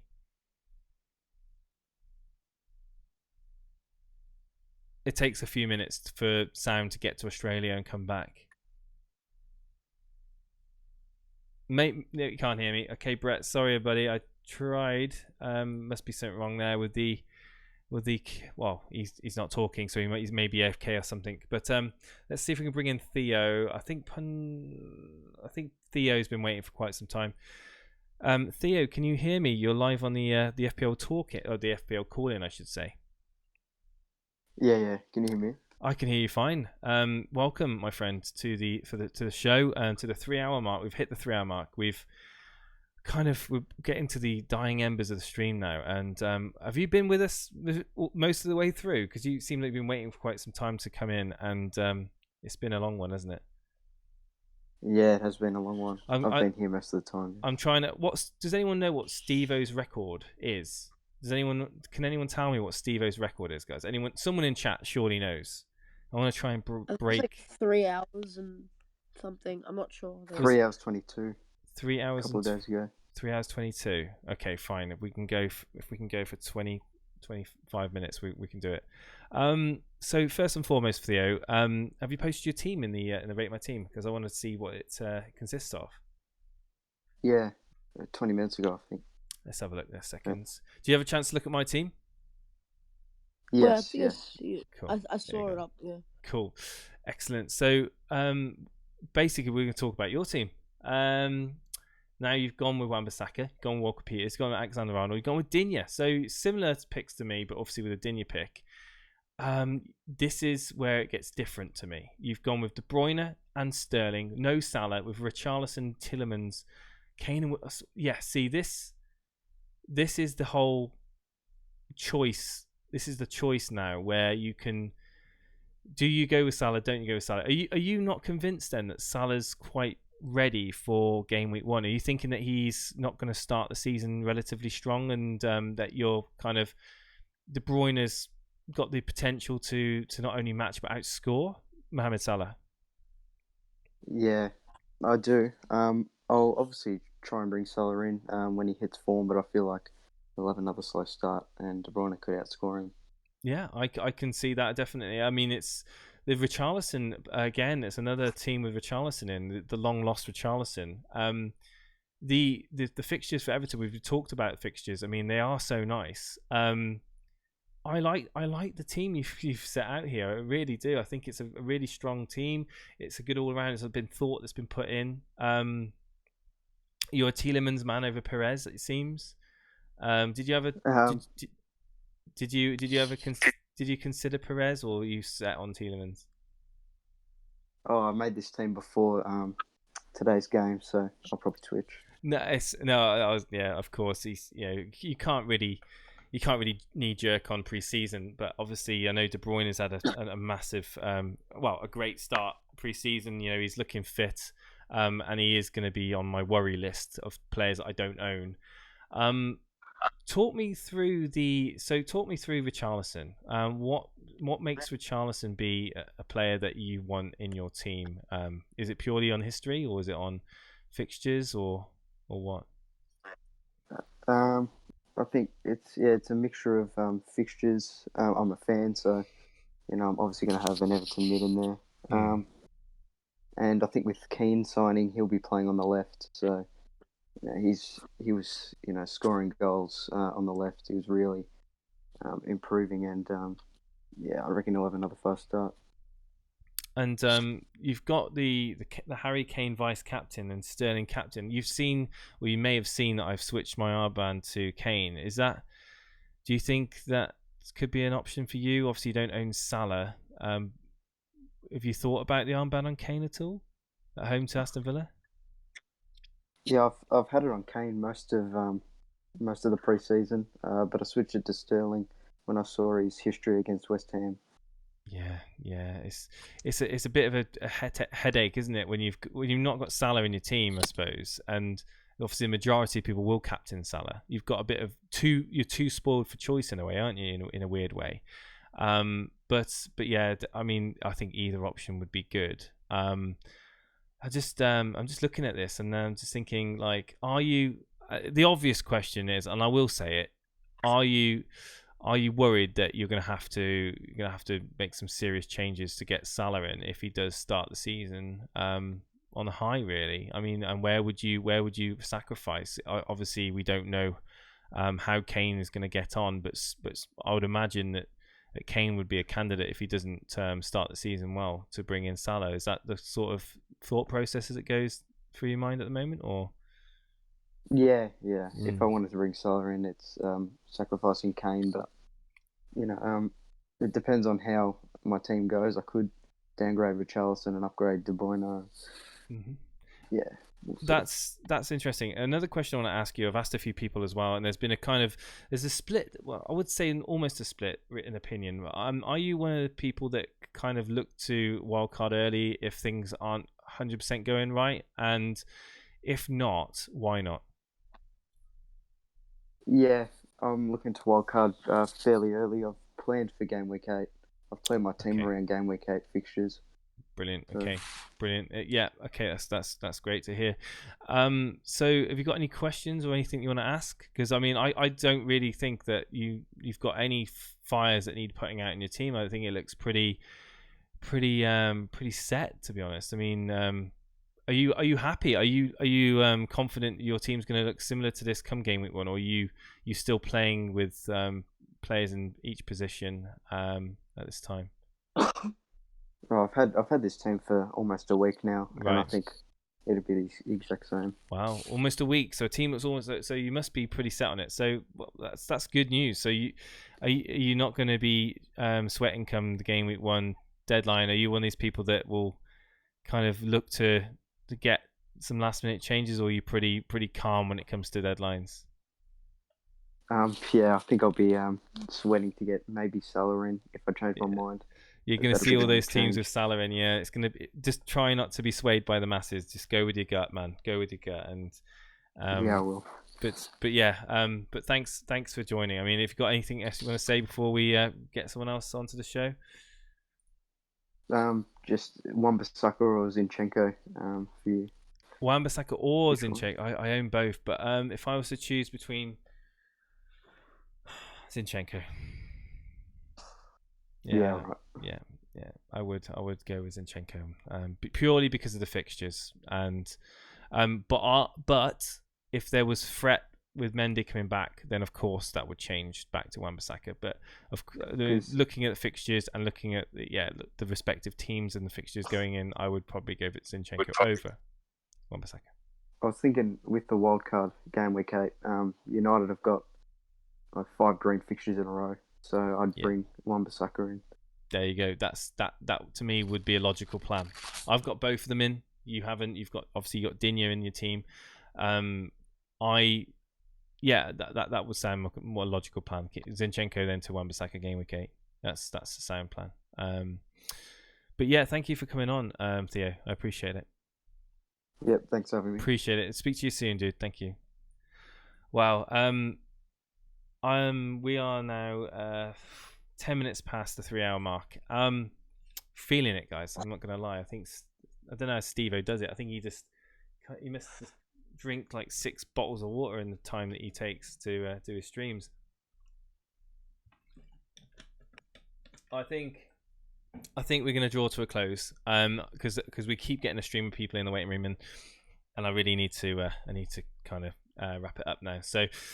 First and foremost, I'm going to do the admin. if you've enjoyed the stream, please hit that subscribe button and hit the notification to know when we go live next. We will have a scheduled stream structure come game week 1 onwards. We will be doing at set dates. We'll give you guys notice of any of the streams as well. In the meantime, next week we're going to be doing streams almost every day. I think every day next week we'll be doing streams. Me and Stevo, and we're going to have the community stream this Sunday.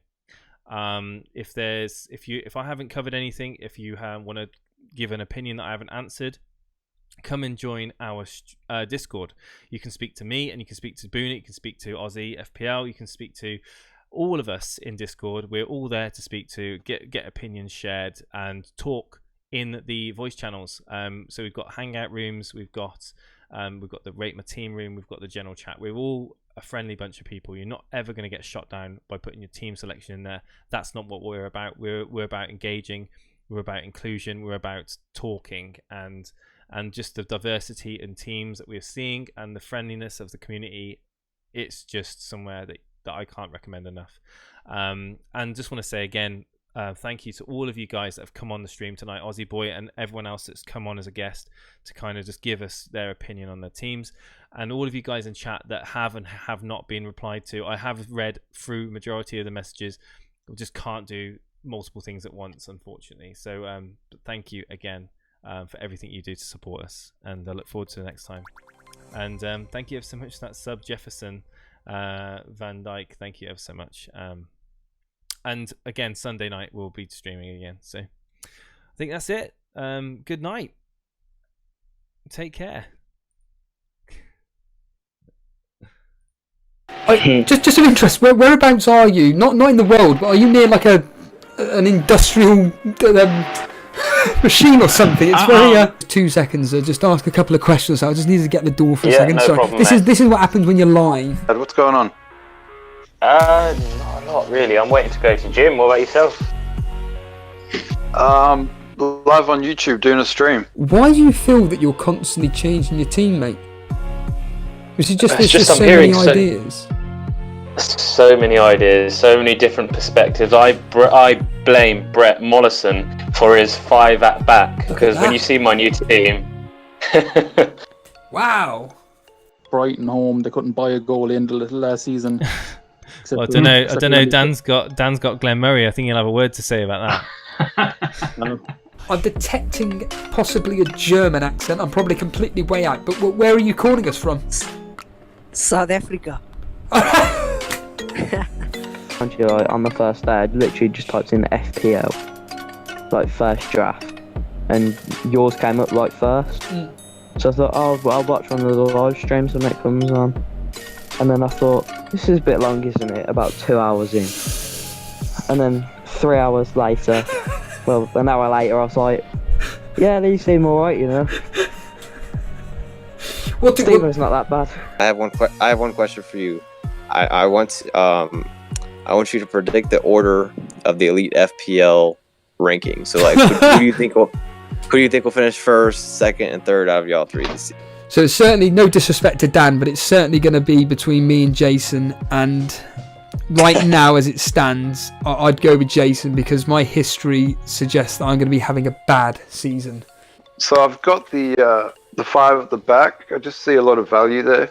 I feel like if I don't have Salah, I can spread the money elsewhere and maybe get the points another way. All the teams now, except for obviously Salah and Sterling, these players, a lot of players are going to change towards the start of the season just because of new transfers, injuries that could happen, and all of that. So for me to tell you now, like personally right now, I'd say definitely if Tammy Abraham or Batshuayi are cheap, I'd get one of them just because I don't care about the Man United. We can score against them at least 2 or 3. Hey guys, this season we're using Discord. It's a text and voice application where you can talk all things FPL with fellow community members. You can post your team in the Rate My Team, talk in the general chat, you can look at transfer news, look at awesome GIFs, sign up for our Cash Mini League, look at our previous podcasts, and even join us live on air in one of our streams. We look forward to seeing you guys. Link is in the description, or look at the code on screen.